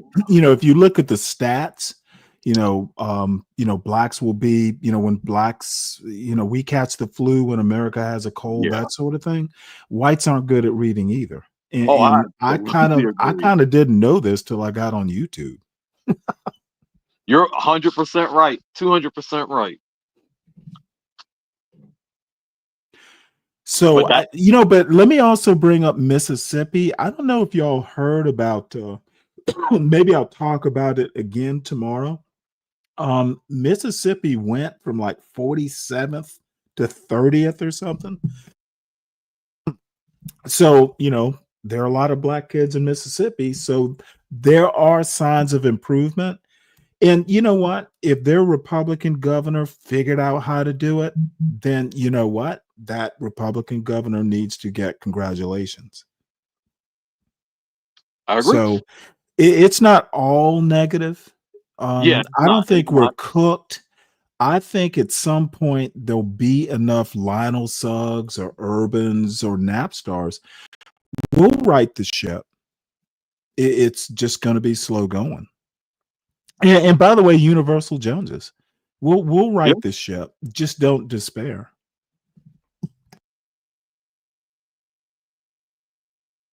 I will do my best, Stanley. I will do my best. See, I didn't even hate on you. Okay. I'll wait till later. I'll get a couple pop shots when Nah, you're you know what? reviewing the Urban Landlord or something. Salute to you, salute to Urban. All of y'all are fucking great people to talk to, thoughtful individuals. So I appreciate the show. Hey, appreciate you. You know, ultimately, I want to have these conversations and just kind of push against some of the shit that we hear on the day to day, especially on these panels. Man, it gets exhausting from time to time with some of the stuff that happens, and then the arguments just turn into sex talk. That's it. It always gets back to sex. You know, I've had the same problem. Universal, your show is kind of sacrosanct because what you talk about is actually serious. Yeah. So, you know, I'm not going to come up here and clown. You don't, this isn't that type of space. Yeah. And I don't mind a little back and forth, you know. But when was the sex talk? oh, you missed it, Napstar? You must have been going to get must your lotion, huh? You were you weren't prepared for the party? Jeez. No, just joking. But I am going to close it down here, guys. Any final thoughts on red pill, men, etc.? I'll try to do some more streaming here soon. But really, what I'm doing with my channel is moving towards more like personal development stuff. Like, how do we get better? Part of these conversations, I think, will help. But I'm gonna start putting out other content as well. So, any final thoughts, gentlemen? I say good show. Thank you. I might review it, you know, for the universalization point. I'm not saying you did it, but I do get concerned about it. So Yep. it won't be a bad, you know, thing. I just want to make a point. So No problem. and Universal, again, I want to reemphasize, dude, I have nothing against you. I just like roasting you, but it's not hate. It's all good, Stanley. You're not the only one. right. I have a long list of roasters, all of us. I've heard worse. I've Hey, been called a groomer. I was like, then all I have to say is you are successful. yeah, man. There's Take a it easy. long hate train all of a sudden. See you later, Stanley. You'll be all right. Gentlemen, salute. Lionel, especially Urban. Next time I see y'all on T's panel, I'll definitely come up and say hello. Napstar, big salute. So Have a good y'all one. later. Right, so Peace out. Yo, salute, Stanley. Any final thoughts, Napstar? Go around the horn. no, good show. Happy to kind of chime in and listen a little bit about the whole sphere of the pills. So thank you all for enlightening me and letting me have part of the conversation. It's always an honor to be a part of the panel with the folks that Universal brings on or Stanley. So salute to everybody. Sure thing, man. Appreciate you. Talk Thanks to for y'all coming later. up. Peace. Have a good one, man. Urban. Any final thoughts from you, sir? Oh yeah, it was a really really good stream, and I appreciate you inviting me up, bro. And I appreciate the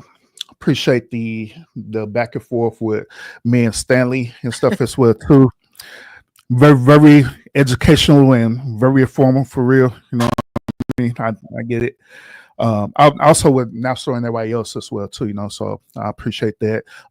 And my general hope is that by me explaining the red pill a little bit better, and it'll give people a different perspective about it. Now keep in mind, I'm not a red pillar. I'm not a red pilled, or I don't subscribe to it, nothing like that. But however, I understand the reasoning for it, just like every other thing that exists out there. I understand the reasoning for it, you know. So yeah, that's it. Perfect, man. Thanks for coming up. Appreciate you. No problem, man. Y'all have a great day. Yep. Peace out. You too, man.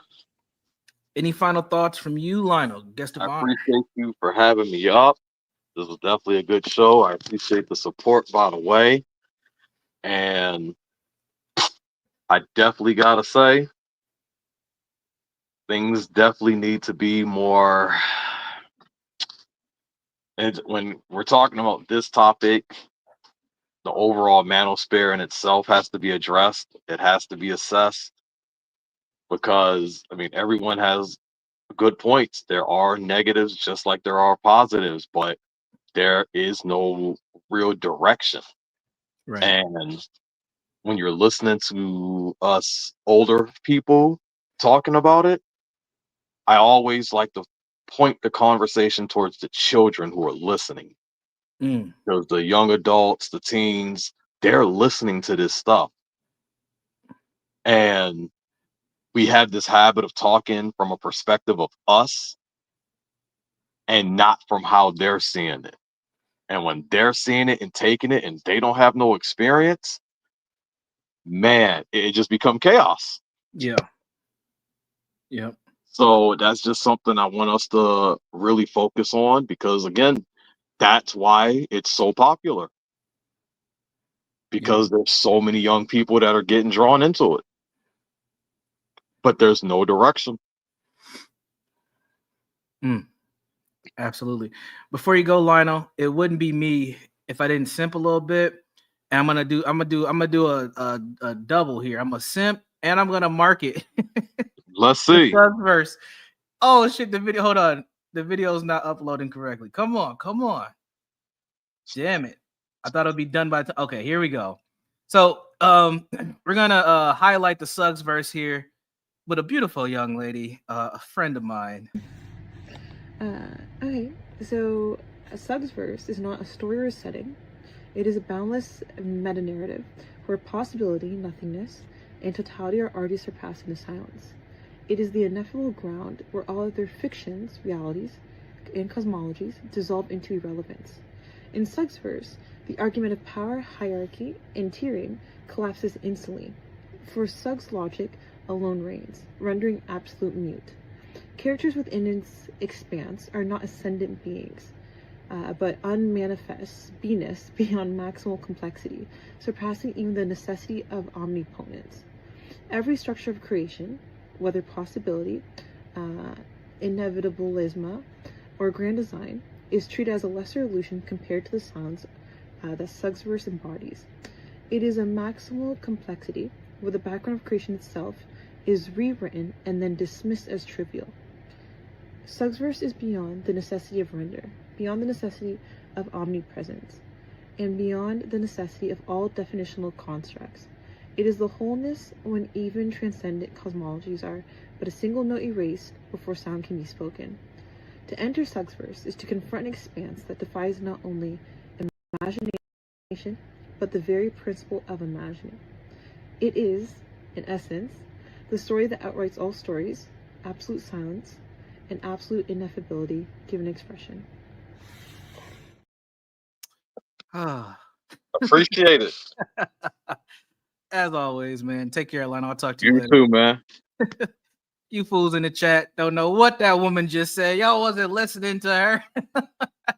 That is the lovely Mooncake, friend of the show, friend of your boy Universal. I like these e-girls, man. These e-girls, they done change me. But it's still Team Lolo until she says no. So protect Lo at all costs. All right, gentlemen. Red pill, good or bad? I think ultimately there are some things that we can take from it. But ultimately, what was shared on this panel by many different people is it's an internal battle, and you got to figure out shit on your own. Take this information that you do here, apply it to your own life, but don't let it be your guide, because there are a lot of people preying on the misfortunes that we have, the lack of father figures. There are people, the lack of guidance, the lack of fortitude that we have amongst men, and they will utilize that to capitalize on your misfortune. So, take the information that you need and prosper with it as best as possible. Continue to move forward. Wait a minute. Tyrone said, which laptop brand of yours is that? Oh, it's always Mac products, man. It's always Mac. Salute to Mooncake. Lo, if you're still watching, I love you. Don't worry about it. All right, folks, we're going to roll out. Let me find a clip to send us out before we go. Where is it? We're going to hear from my AI friend, Cedric. Here he is, as we're going to roll out more content as we go. Check out Cedric. Universal's message to black men. Brothers, we're living in the best time to be alive. Despite what they say, this is not the worst era. This is our era, a time where knowledge is accessible, opportunities are global, and your growth is your responsibility. Yes, there are real barriers, but there are also real tools, real mentors, real chances. And the truth is, no one is coming to save you. You are the leader you've been waiting for. Stop making excuses. Stop romanticizing struggle. Stop blaming systems that were never designed to carry your greatness. You're not a victim. You're a vessel of legacy, strength, and divine potential. It's time to level up in every area. Personally, heal your wounds, forgive yourself, get in shape, mentally and physically.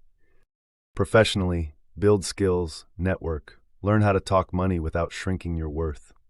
Spiritually, reconnect, seek wisdom, walk in purpose, not just in pressure. You don't need permission, you need commitment. This is your time, this is your world. Be the man your bloodline prayed for. Universal Jones. You weren't born to merely survive. You were chosen to transform everything you touch. And with that, folks, we're out. Take care, everybody. Oh my God, it's just such an unbelievable moment. Brandon, you also told me, as you can hear the chants from the crowd,